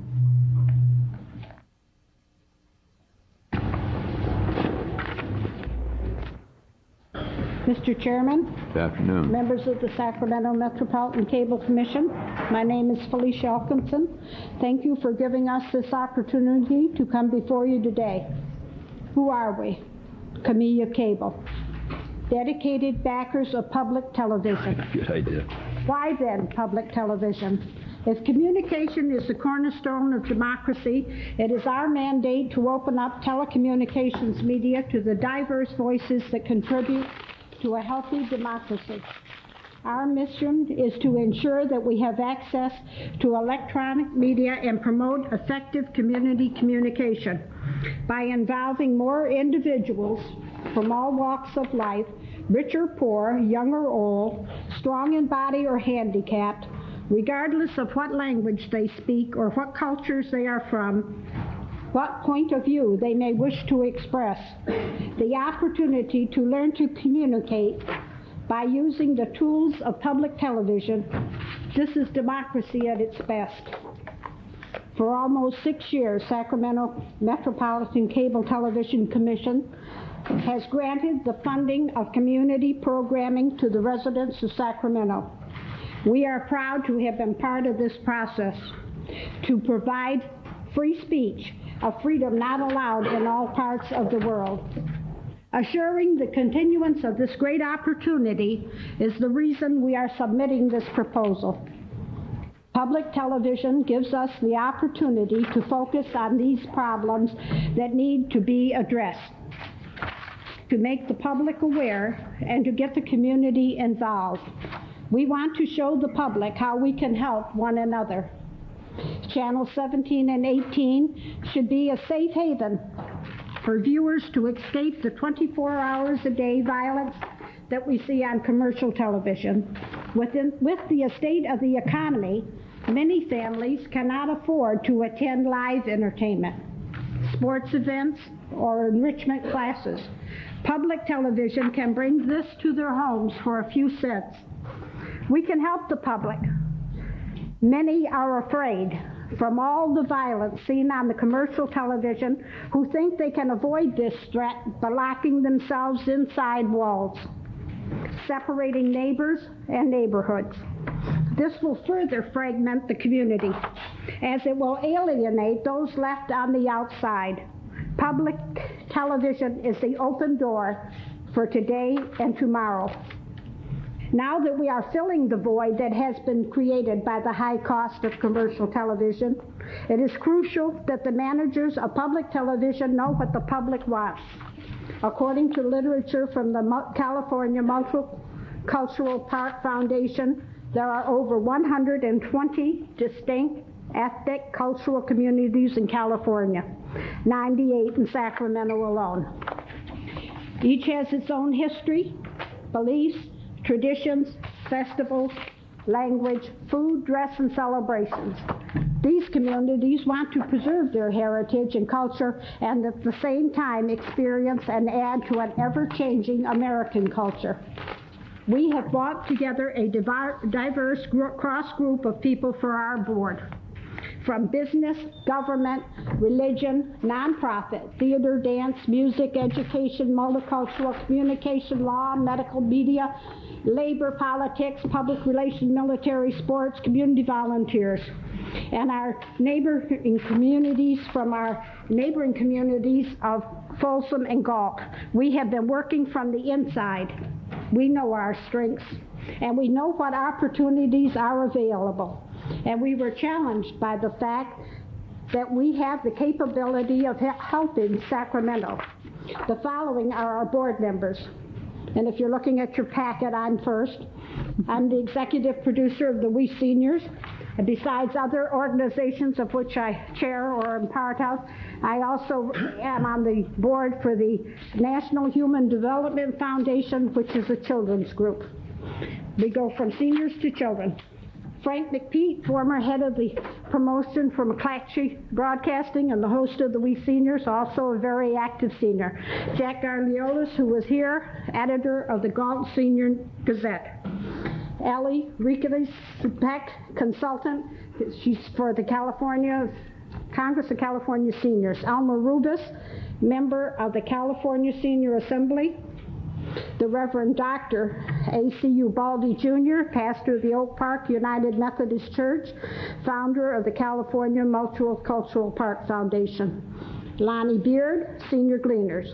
James Marr, counselor for the American River and Sacramento City College. Linda Muscat, former San Juan Unified School District Board president, now a private business person. Howard Owens, who had to leave, president of the Congress of California Seniors. He represents 750,000 senior citizens in California. I chair District 13 for the Congress. Howard was former leader of the United Auto Workers. Barbara O'Connor, CSUS, Communications Department, committee member of the FCC, member of the Truman Club. Ted Ruitt, and I guess he's left us, member of the California Senior Senate, co-host of the We Seniors. The advisory board, Keith Goings, choreographer, dancer, manager of Men's High Performance Team and the 1991 Reebok National Aerobics Champion. Tom Astutito, Esquire, Vice Mayor, City of Folsom. Brenda Jew Waters, promotion consultant, multicultural event coordinator. Too many words here. Warren Savage, video specialist, National Guard. Jana Karpinski, Esquire, veterinarian. Geneva Pastor, co-director, co-founder of Scales, and many of these people are sitting here behind me. David L. McDonald, producer, director, Broadway Academy of Performing Arts, Broadway Playhouse, and the Best of Broadway. And our concept, we're going to have, you notice we have 2 boards plus a management team. The management team will consist of Tom Astutito, Brenda Waters, and myself. The city tours conducted by the Sacramento County Alliance of Neighborhoods and the mayor's office has identified problems in our neighborhood. It is not our desire to reinvent the wheel, but as Jack Gargiolis, one of our board members, said, no, just make it round. Then how will we meet this responsibility? By better involvement to meet the public's needs and interests. We will give them the opportunity to inform the rest of the public what equipment that is provided and ensure that the equipment is in top working order. We will give the users the ability to provide new and quality programming by networking with businesses, nonprofits, organizations, community groups, and schools. We can pool our resources together so that everyone benefits. How then can we afford this attempt to be all things to all people? 1, trimming the budget. 2, cutting out the frills. 3, concentrating on the absolute essentials. What are our goals? We want to establish a downtown facility with adequate parking to house a theater, 3 production studios, and a radio station. The theater gives organizations an opportunity to produce shows and have them videotaped for airing. This will involve audience participation. We've outgrown the facilities at Coloma Center. Now is the time for a change. The facilities would include a dinner theater, a coffee shop, and room for an art gallery. And I had hoped when I came before you today, I would tell you that I had this paid for. Unfortunately, with today's economy, I cannot get a firm commitment, but I can tell you we're working on it. This will provide us with the opportunity to use the facility as a fundraiser, and at the same time, bring more life to the downtown area after hours. We want to consolidate the grantees under one umbrella. Organizations to be cost effective. Our administration, one building, one budget, united together in strength. You see, if we are chosen, we do intend to bid on joining all the grantees. Thank you for your attention. As support, I have included a list of some of the 500 We Seniors programs, which stand as a testimonial of our commitment to the community. More than 1/3 of them reflect nonprofit participation. And before you ask for it, I'd like to have you turn to I already found it. Thanks, Felicia. Thank you. My plan for community involvement. I am, you never knew this because I'm quiet behind the scenes, but the people that work with me know that I'm long-winded. You are running a little long-winded now. If Frank's going to speak, you'd better close it off. I got to tell you my soapbox approach. A telephone booth-like structure for a walk-in, preferably by appointment. The structure will be set up ready to video, and as the individual presents their point of view, and we hope to have turnaround time from 12 hours to 36 hours maximum. Very and good. we intend them both on the radio. Thank you. Thank you. Any questions? Frank, did you have something you wanted to add? that was the public access portion. I'm good, but not that good. He's always in front of the camera. Felicia, the one question I had related to whether you, in your budget, thought that I can't see how you're going to be looking at equipment replacement. I don't know where to find that. Would you repeat it, please, Isla? You're going to run into the problems of equipment replacement, tape replacements, all sorts of stuff. I'm trying to find. I included tapes under. I found tape, but I don't know if that's adequate. Parts and supplies came to $11,500. Okay, so that's what you're going to be. Parts and supplies is part of it. That was $2,000. The total came on that was $11,500. That would be your building of. You'd be putting that into a fund. Into a fund. Okay. I'm surprised you didn't mention your soapbox proposal. They did. That is already built into it. We will pay for that out of our money. I see. And also our camera on the street approach. Don't miss that one. Okay, thank you very much. Felicia, thanks. Okay, we're ready, Diane. Next is a distinguished member of our TV community, John Hirschberger.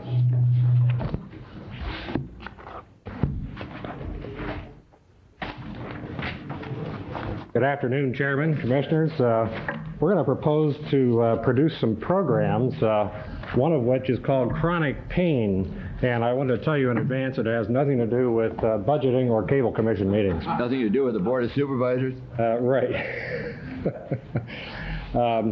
One of your commissioners, Commissioner Collin, seemed mildly amazed a while ago that someone was proposing to develop a 24-hour channel for $158,000, and I would remind the Commission that we're currently the smallest grantee, operating Channel 7 on $110,000, and we believe it's the most used channel among the grantees. In responding to the RFP, we are not proposing a realignment of channels or organizations at this time. It's our understanding that if we're inclined to do that, that we'll have that opportunity in November as part of another RFP process that you're considering today.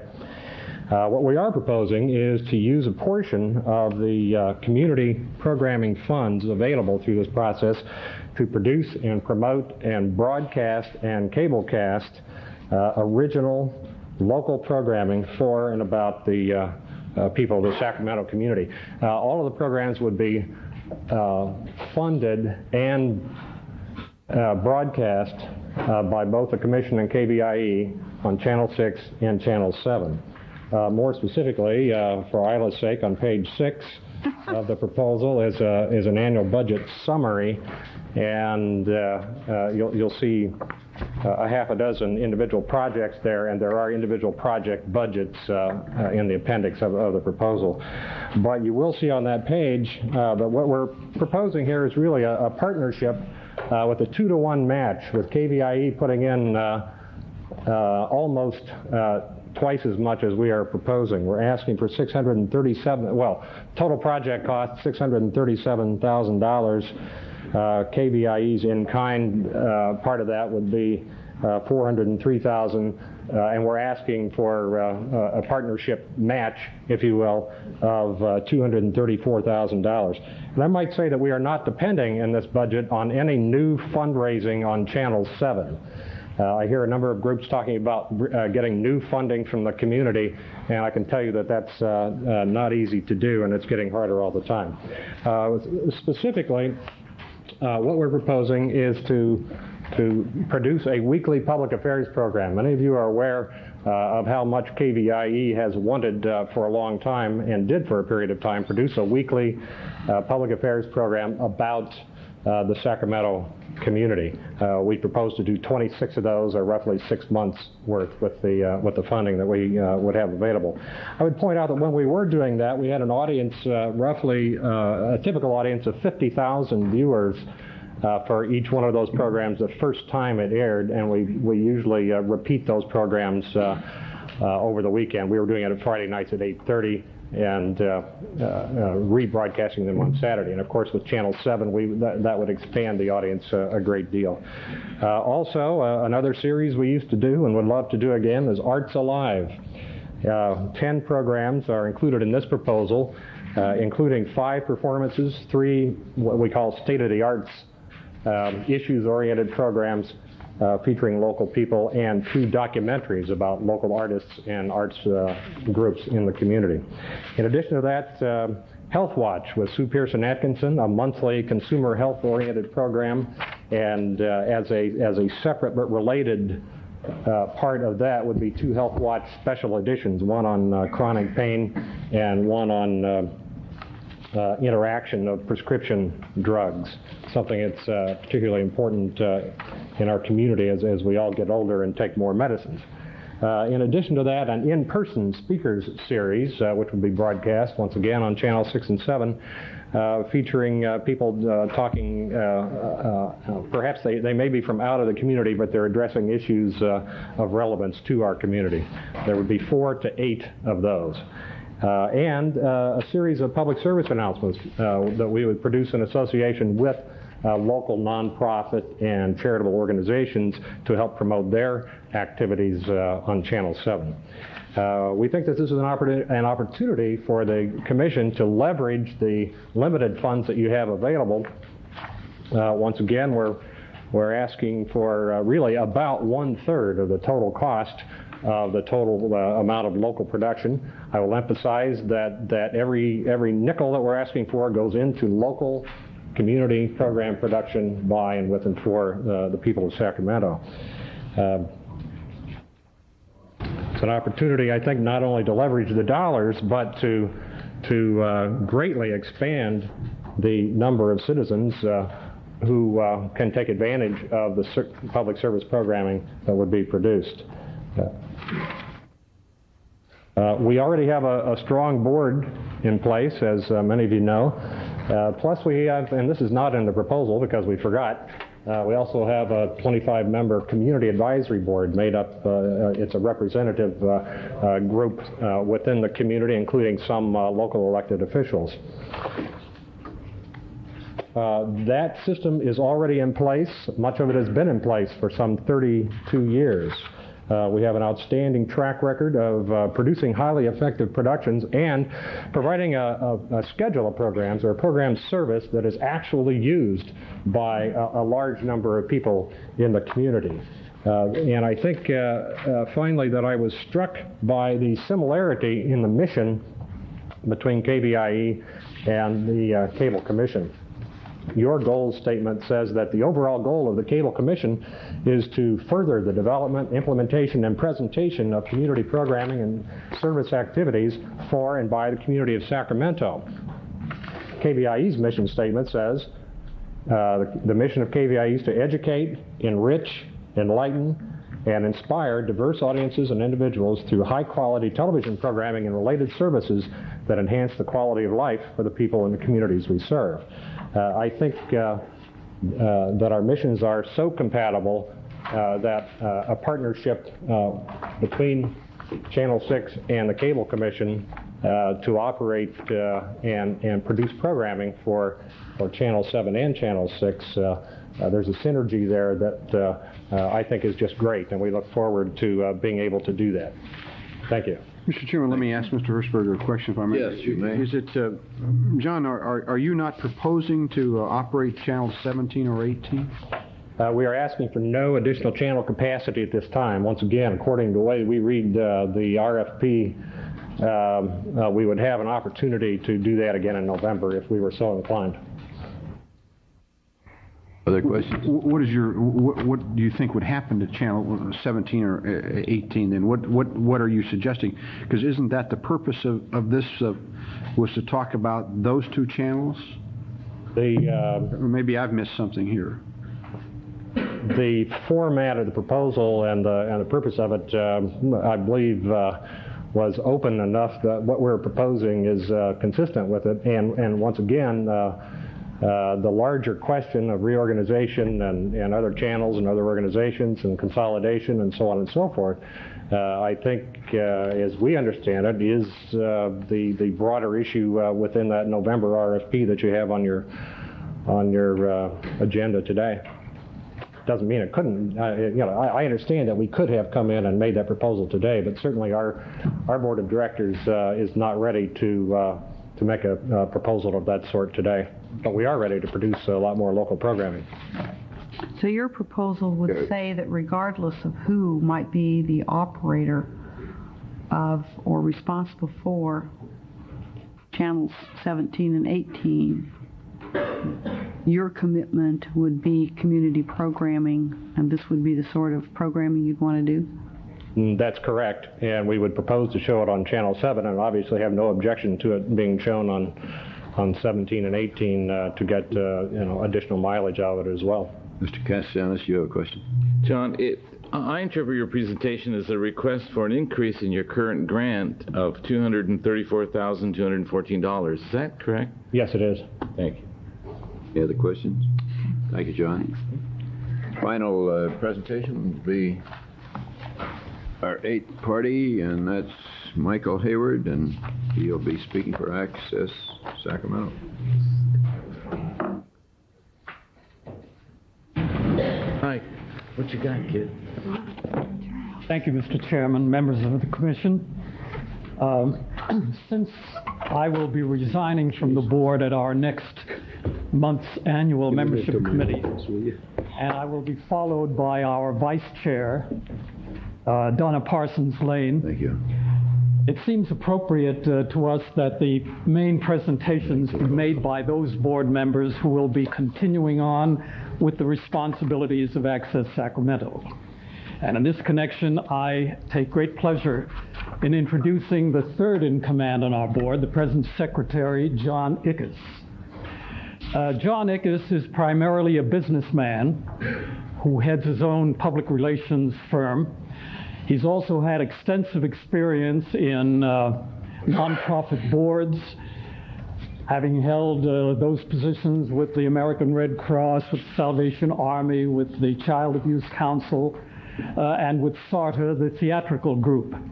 In his spare time, which probably he's got very little of, John is a professional actor. And some of you may have seen him, although you may not have recognized him, on the stage of the Sacramento Theater Company and the Chautauqua Playhouse. His most recent success, to my knowledge, has been when he played the title role of Scrooge at the beginning of this year. And I think in these financially difficult times, who is better equipped to guard and preserve your resources than Access Sacramento's Scrooge, John Ickes? We do recognize him. Those of us that go to the theater a lot. I didn't know I was going to get that kind of a build-up. I like that billing.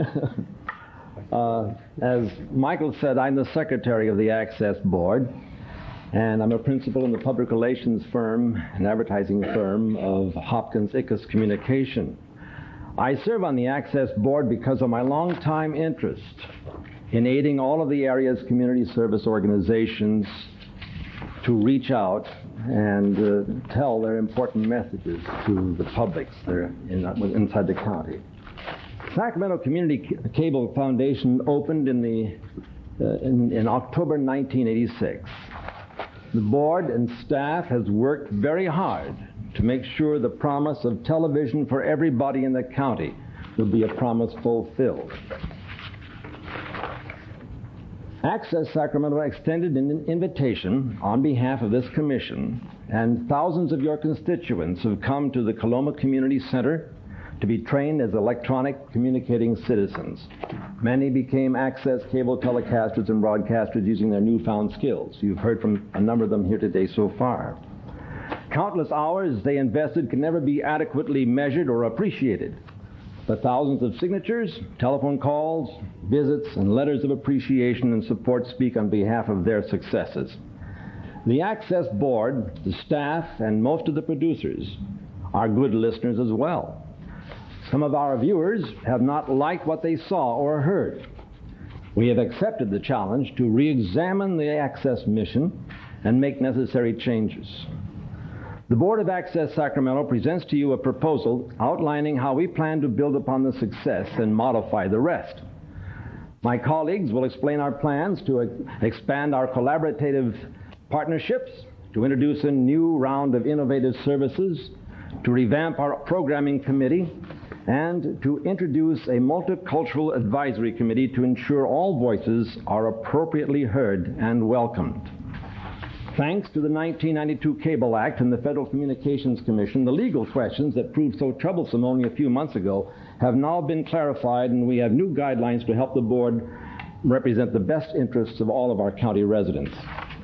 The Access Board itself is different, with 13 new members, each carefully selected because he or she believes the Access Sacramento plan is essential to the community communication process, so critical to the varied needs and the well-being of our growing and sometimes troubled communities.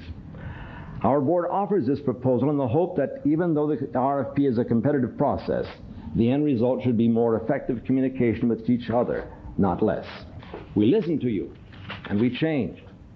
We trust you will see this as you read our proposal and view the associated video cassettes which you've all had. Thank you. Now I'm going to turn to our next speaker. Okay. Ms. Brooks, is it? Yes, Suzanne Brooks. Good afternoon, members of the Commission. I am the director of the Multicultural Center at California State University, Sacramento, and a resident of Sacramento County. I've joined the Access Sacramento Board because of my recognition of the increasing importance of telecommunications as a resource of information and education and as a tool of communication to people of diverse backgrounds who are underrepresented in the field, both in production and in programming. Sacramento County is urban and suburban, cosmopolitan and a small town. Our schools and services are almost overwhelmed by the vast language and communication needs of our culturally rich and diverse population. For many people, this diversity can be unappreciated, but it is in fact one of our blessings. Access Sacramento's mission statement sets a high standard to empower individuals, organizations, causes, and communities within our county. Speaking for the new members of the board, we accept this responsibility. At the same time, we recognize that Access Sacramento can only succeed in a partnership with the community, which derives from the full cooperation and support of our volunteer producers and the hundreds of nonprofit organizations which have previously used our services. In December, we hired a new Community Relations and Development Director and asked him to plan and collaborate and develop collaborative efforts which anticipate a time in 1996 when funding for community programming may be cut back or eliminated. Here are a few examples of what we plan. Caption Sacramento plans to purchase a captioning device for our hearing-impaired viewers that will also help bridge the gap between non-English speaking programming and interested but English-speaking only audiences. Several neighborhood organizations are eager to help with this. The Total Employment Network, in concert with the Sacramento Central Labor Council, will use our channels to keep our area's labor unions informed and aware. Lifelong Learning is a unique collaboration between Access Sacramento and the Northern California Telecommunications Consortium. These 20 community college campuses seek our assistance in jointly developing a number of informational programs designed for our channels and for use on their campuses. I will chair the Neighbor to Neighbor Multicultural Advisory Committee of the board. We will invite participation from all cultural and ethnic groups in the county, and these voices will be listened to by the board, and their diversity will be seen and heard on Sacramento cable television channels in ever-increasing numbers. Thank you. Very much. Jack Wiley. Members of the Commission, it's a pleasure for me to be here today. My name is Jack Wiley. I'm a United Methodist minister, now supposedly retired.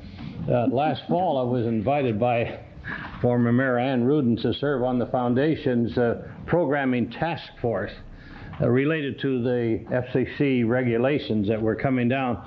And as a result of that, I decided to become more actively involved in Access Sacramento, and so sought membership on the board.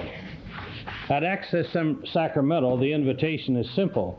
If you or your organization wish to use television or radio to tell your story, we're here to help you. 7,000 county residents have been trained to produce programming. The combination of volunteer producers supported by a professional staff has resulted in more than 12,000 original programs in little more than 6 years of operations. There have been no lawsuits, no accidents, no significant losses due to damage or theft. Staff cutbacks demand a more involved board of directors. Our new board members bring a wealth of community involvement plus radio and television experience, and we intend to be put to work. The programming committee of the board will meet monthly or as often as required and will represent the best interests of our community, conduct community assessments, and apply what we learn to our goals and standards for the programming seen on Community Programming Channel 17. With the help of the Multicultural Advisory Committee, we are confident that the many voices in our community will find representation. Programmers will be expected to address these goals if they expect to use the Commission's production resources managed by Access Sacramento.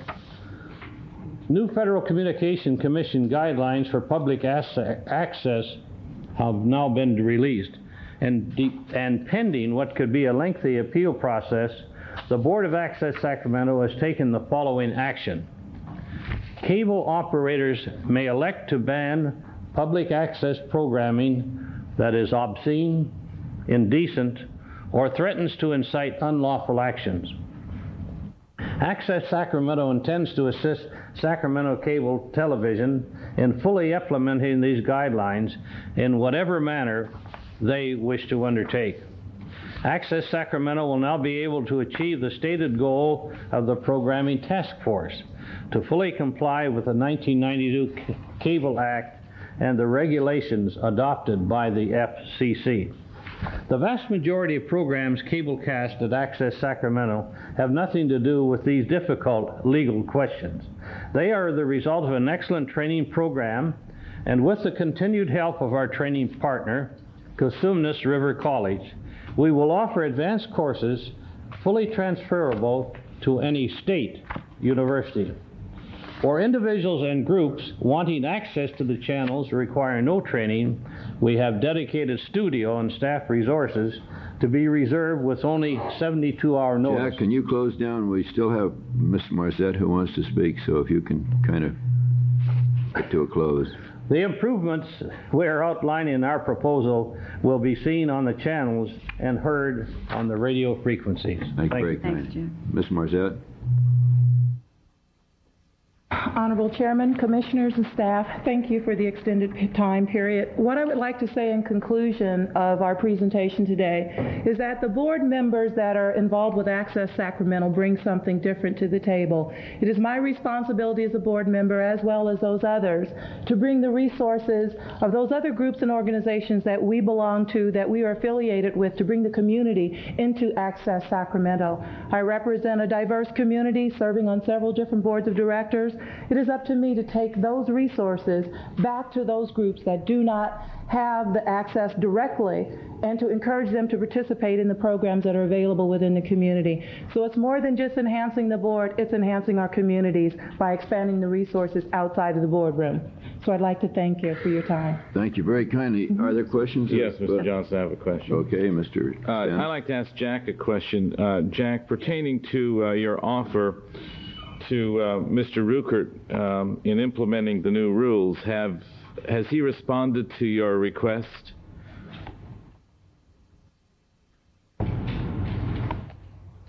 I'm Ron Cooper, Executive Director of Access Sacramento. As you can see, the letter from Attorney Craig Powell to Mr. Ruckert is dated May 3rd. And so I have not heard from Mr. Ruckert. I'm not sure if he's received the letter as yet, but that is the stated intent of Access Sacramento's board. So there's been no dialogue with Kim at all regarding Not at that? this time. As long as you're before us, Ron, let me ask this question.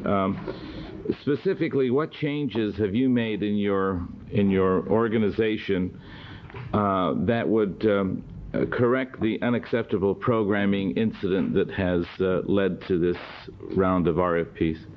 The combination of the 92 Cable Act and now the FCC guidelines enable, as Jack was saying, cable companies to ban indecent programming on public access channels. Since the controversy, we have instituted a process. Every program producer must answer with every program that they submit a series of questions defined by the laws of obscenity, defined by the FCC guidelines for indecency. If those programs are identified or even questionable in that area, they run in safe harbor times after 11 o'clock. Under the new FCC guidelines, that would move to midnight, or if the cable company elected to, could be banned outright, and is the intention of Access Sacramento to cooperate with whatever their desires might be. I have questions. Okay, I differ from Terry in his statements about why we are where we are. I disagree 100%. I think where we are is because we're really trying to do something much more responsive about community programming, and we're also reaching a stage where we're going to be going into a phase of real government austerity, and as I said before, I think we have to begin to show why we're making the investment we're making in terms of the money that the Cable Commission is putting out and what kind of programming that's going to be. So, Terry's motivation is entirely different from mine, and I just thought the record should show that. What I'd like to do is point out, maybe it was a way that we put the RFP together that wasn't, maybe it was so broad, but everybody came in with a different way to show their budget. And your budget goes like this, narrative. Well, there's a snapshot of it right on page 3 yeah, there. but I'm going to show you the first budget that we looked at. Okay, this kind of a budget is really clear to me. This is the kind of budget I'd like to see. It's a line item budget. It tells me exactly, for instance, the executive director, community liaison shows the salary. Then it shows me the office manager, executive assistant, shows me a salary. And it shows me exactly where all the personnel is, all the way down. So I can see each individual personnel. I can see exactly how that's put together and what the salary expenditure is and what the total is. And then it goes on to list all the others on the services and supplies, breaks it all out. To me, that's helpful. It begins to show me how they're looking at managing those resources. If I'd have had this combined with the way that, for instance, the Business Institute did it, which is still a different way, but they programmatically even then defined what each one was going to be doing. They gave a programmatic description as well as the description after that about how they were going to manage the salary and if they were going to use a bonus approach, etc. So each one used a little bit different way that helped me get at, to me, what is really a crucial approach is, what kind of personnel is going to be there? What is that personnel going to be doing? How is that personnel going to be involved in the mission of what the group is going to be? Some groups seem to put a lot more emphasis on how they were going to manage the programming. Others were a little more sketchy. But I like a combination of a programmatic approach as well as the line item approach, and it begins to give me a feel for how that group is going to be able to manage the resources. And as I say, that's going to be, as I look at these proposals, it's going to be difficult, to put all that together without asking each of the groups a lot more questions. And then we've also had some very interesting proposals here today. Some only want to do one channel. Some want to, stay as far away as they can from public access and want to do the community programming and maybe confine that to one channel. In my mind, I'd never thought about it that way. I'd thought about it maybe public access even a portion of one channel and community programming on two channels or a combination of those. And maybe there's a combination of all these proposals that we end up with. That's possible, the way it's been put together. But if there's a way that you could break this so we've got a better line item, and I would say, is it too late to ask each of the others to do that if they didn't do it? Because I think it's going to be very hard to compare this budget approach. We've got to have both a line item as well as a programmatic budget. We broke it out that way so as to give you a sense of per program item. Yeah, I can see your programming. What I couldn't see was the personnel individually under it, whether you were using a half a person or a whole person. Okay. And we can break it out that way. One other comment I'd like to make when you were saying that you were disagreeing in terms of what Terry was saying. We do declare the public access resources available within 72 hours as it is asked and dedicate resources to do that. All other resources will be, all other camera studio equipment will be considered community programming resources, and under the purview of this new programming committee to dedicate those resources very carefully and judiciously based on excellent programming suggestions. So there's a greater level of control and direct control by the board itself through the programming committee in terms of the makeup, programming, and dedication of resources for program production on Channel 17. And that's what the program committee, and that's what the proposal explains. Thank you very much. Would that be confined to 17? The Channel 17 community programming, yes. Public access programming would have dedicated studio time, not only just for Soapbox, and as it explains in here, to invite 1, 2, 3-person interviews. Many of the nonprofit organizations have expressed a desire. They don't have the resources to be trained, but to come in and have a studio and a crew provided. So that's how we're defining public access. That will happen in regular blocks of time so that those folks without training, particularly nonprofit groups, can come in and produce public access programming and run them on either channel if they wish. I'd also like to turn over to the chair more than 3,000 signatures that have been collected on behalf of Would you present it to the clerk of the board, please? Thank you. Thanks, everyone, for your presentations. They've been very informative. They've been very well administered by the persons who spoke within the 10-minute 10-minute time frame. And we thank everyone who's been in attendance here today. We hope that as we proceed forward with the RFP that you will be able to provide whatever is requested of you by Mr. Spastu and his staff. And do you have anything finally on this that you'd like to offer? No, at this time. The draft analysis will be out on the 18th.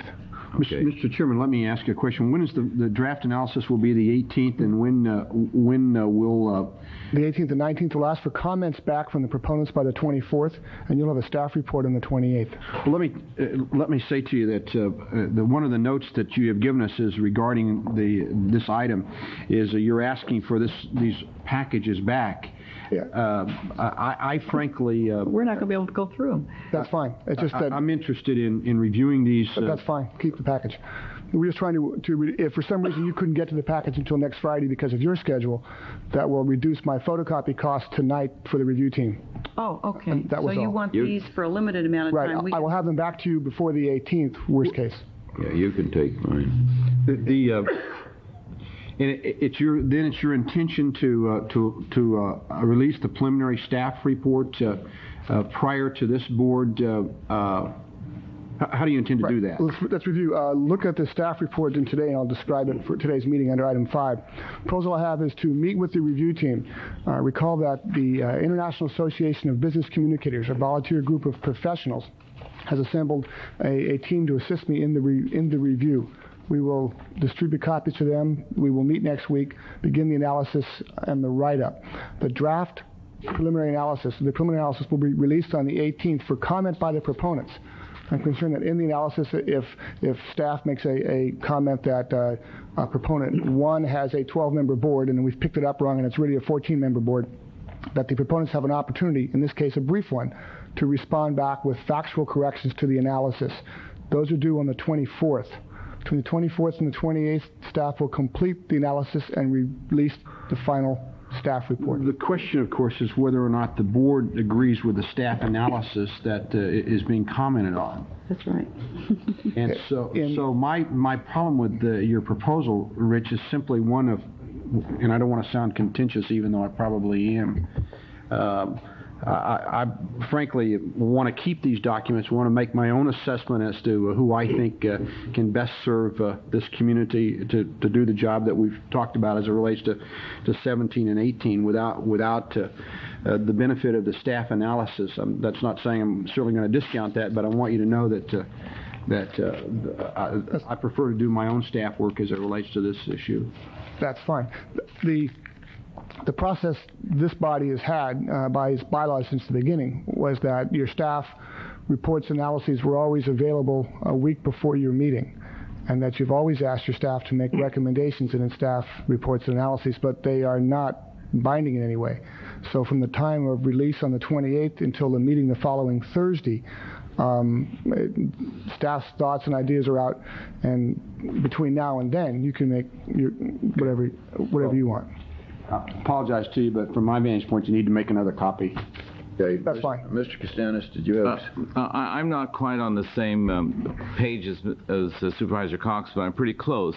I'd like to know the criteria that we're going to be using. The criteria for evaluation were approved in the RFP 2 months ago, and they're stated in here. Okay, is there going to be a matrix that our consultants are going to be using? How will they go about that? Each of the members of the review team have been provided a copy of the RFP, and we have worked up a draft set of forms for them to provide their comments on against each of those criteria. Well, for my sake, when you deliver these back to me, I'd like to have the same forms that the review team will be using. Okay. So I can kind of go through them on my own and then compare my notes to the consultants just for my own. There again, if you want to keep the set now, that's entirely fine. No, I don't want to carry them. I'd rather have you bring them back to me later. I thought you might say that. Okay, that concludes this particular item. It'll be referred to staff, and then whatever input members of the commission wish to make during the course of the next week or so, please do so. We do have one further item, and that's item 6, which is a public opportunity to discuss matters not on the agenda, and hopefully within the jurisdiction of the commission, though, if they are to be presented. And 4 people have asked to speak, and we'll go with them in order that I have them. Jerry Paulson, Mr. Paulson, or Mrs. Paulson.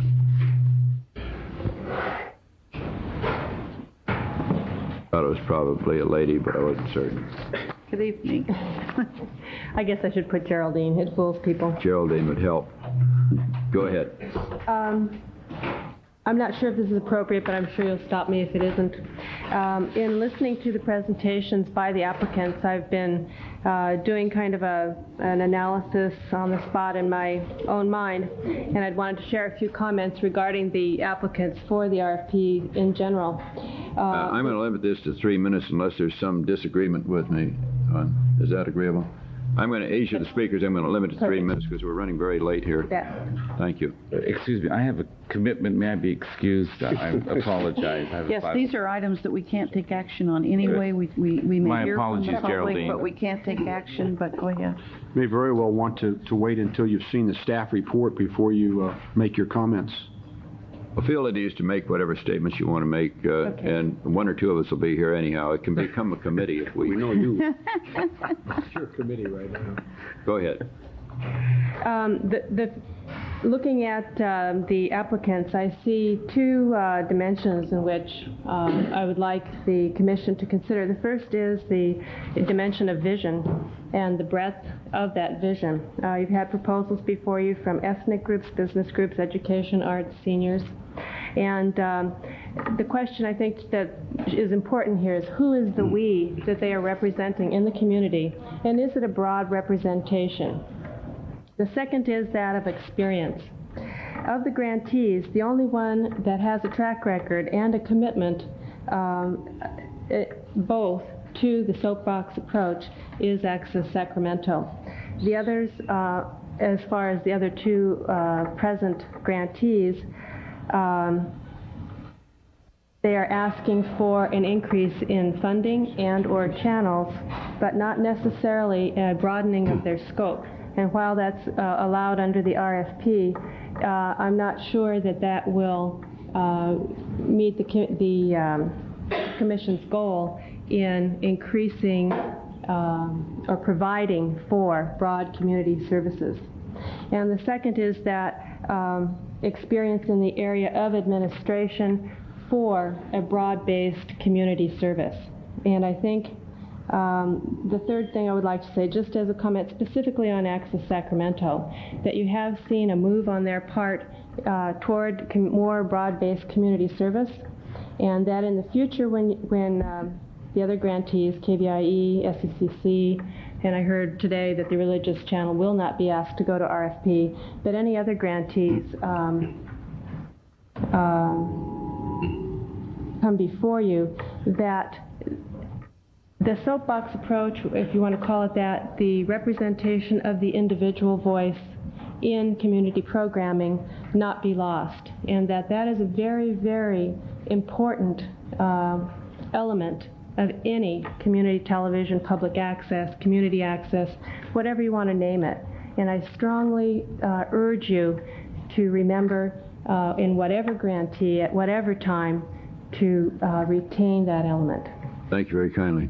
Mr. Chairman, you're free to restrict this item to matters not on the agenda. You really don't want to unbalance your limitations on the prior speakers by letting proponents take advantage of this public comment time for matters not on the agenda to reopen matters that were on your agenda. So what is the will of the board? Would you like to do that? Well, let's go ahead with the next. You've got three people who were left to speak. Right. Let's let them speak. We've already allowed one person.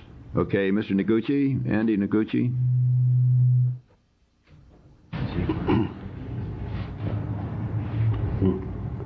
Hi, Andy. Hi. Good afternoon, Mr. Chairman, members of the Commission. Thank you for the opportunity to bring some things to your attention, not for any action. First of all, I'd like to congratulate you on your dedication to some weighty matters of public interest here, and also for your stamina, too. It's very taxing. I wish I had more of both, too. I would like to bring something to your attention today, and that's the question of multilingual cable TV programming. Currently, because of some disagreements between Sacramento Cable and KTSF, there's a danger of this community here losing important programming for the Japanese-speaking population, Chinese-speaking population, Italian-speaking population especially. And to paraphrase a saying, when elephants fight, I think everyone else better get out of the way. I think there's a danger of the public being the loser in this sort of a conflict here. And although I realize that the Commission has limited formal power in this type of situation, I think we would appreciate the Commission's personal interest, individual members' personal interest. I will say that I do represent a coalition for quality multicultural cable TV, also the Foreign Japanese American Citizens League. We think the situation for multilingual programming is a question of basic public service. According to the 1990 just released U.S. Census figures, 24% of Sacramento residents speak a language other than English in their homes, and this number is growing. Of that 24%, 10% of the population here in Sacramento speaks Spanish at home. 10% of the population here in Sacramento speaks an Asian language at home. 4% of the population speak European languages at home. It's a very large and growing population, I think, that you might be concerned about because of community service. We think that the question of multilingual programming isn't just a matter of a few programs here or there, or TV in general, but it's a question of respecting and servicing the population. You know, the languages spoken here in Sacramento, the cultures spoken here in Sacramento and practiced, and the national origins of the residents here. Currently, only one out of, I believe, 51 cable TV channels carries any multilingual programming in Asian or European languages. 1 out of 50, 1 out of 51. Start to close down, Andy. Thank you. I think our coalition is advocating for including 2 channels for the purposes of this multilingual programming. There is a space open currently. We think this would be in the best interest of our community. Thank you very kindly. Mr. Talafaro, Richard?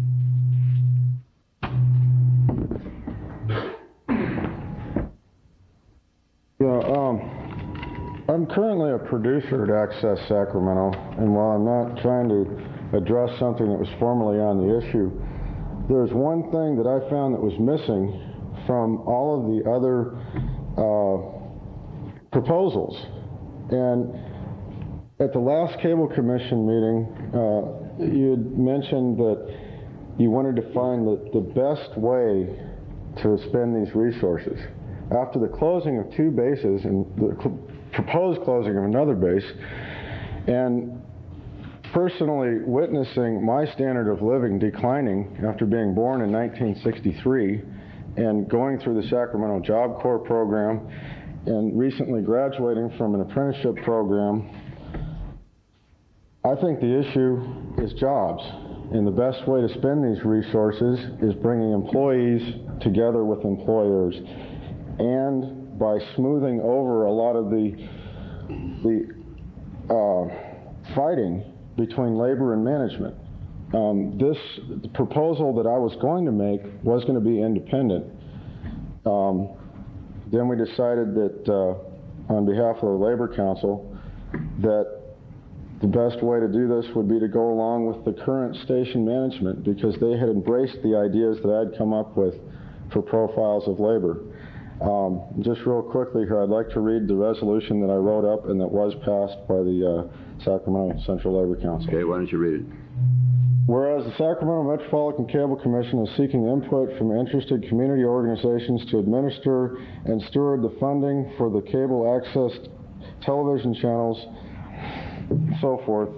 Whereas the labor movement is representative of both diversity and of vital importance to the community insofar as an employment and an economic well-being of the entire workforce in the Sacramento area. And whereas organized labor is underrepresented and misrepresented in the local and national media, leaving only cable access television as a means of communications within the television media. Therefore, be it resolved that the Sacramento Central Labor Council's Education Committee fully intends to propose the use of part of the existing $450,000 grant monies available from the Sacramento Cable Commission funds to produce and air labor education series for the community access television stations, channels 17 and 18, for the purpose of helping the community to better understand the complexities of the labor relations process and promote and foster the growth of a safety-conscious, well-educated, well-trained, competitive, and high-wage workforce within the Sacramento community. Be it further resolved that the Sacramento Central Labor Council and its affiliated local unions hereby request that we be given the utmost consideration by the Sacramento Metropolitan Cable Commission when being considered as a grant recipient. Thank you, Richard. Thank you very much. Arthur Ketterling, the last speaker.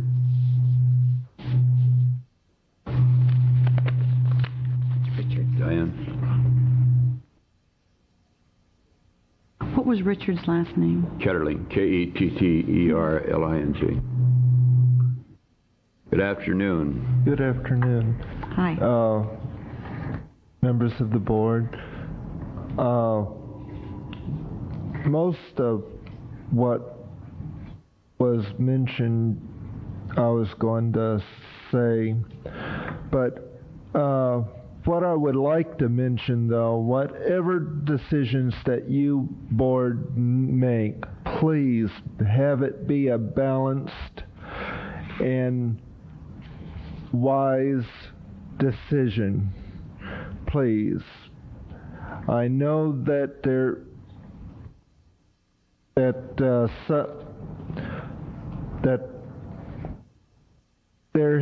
had been some great things on community on the community cable channels, in the past, and I know it can still continue. And you know what the complaints had been, and I don't have to tell you of what that was. You know, and that's my my comments now. We appreciate your comments, and we hope we're able to do things in a way that is mutually satisfactory to you and all the other people who view the public access.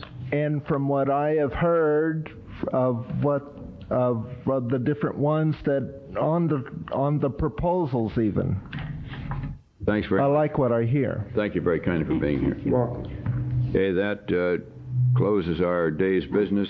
Unless there's some further comments from members of the commission, I would move that this committee adjourn. This committee is now adjourned. We'll have a full commission the next time we meet. Thanks, everybody, for being here.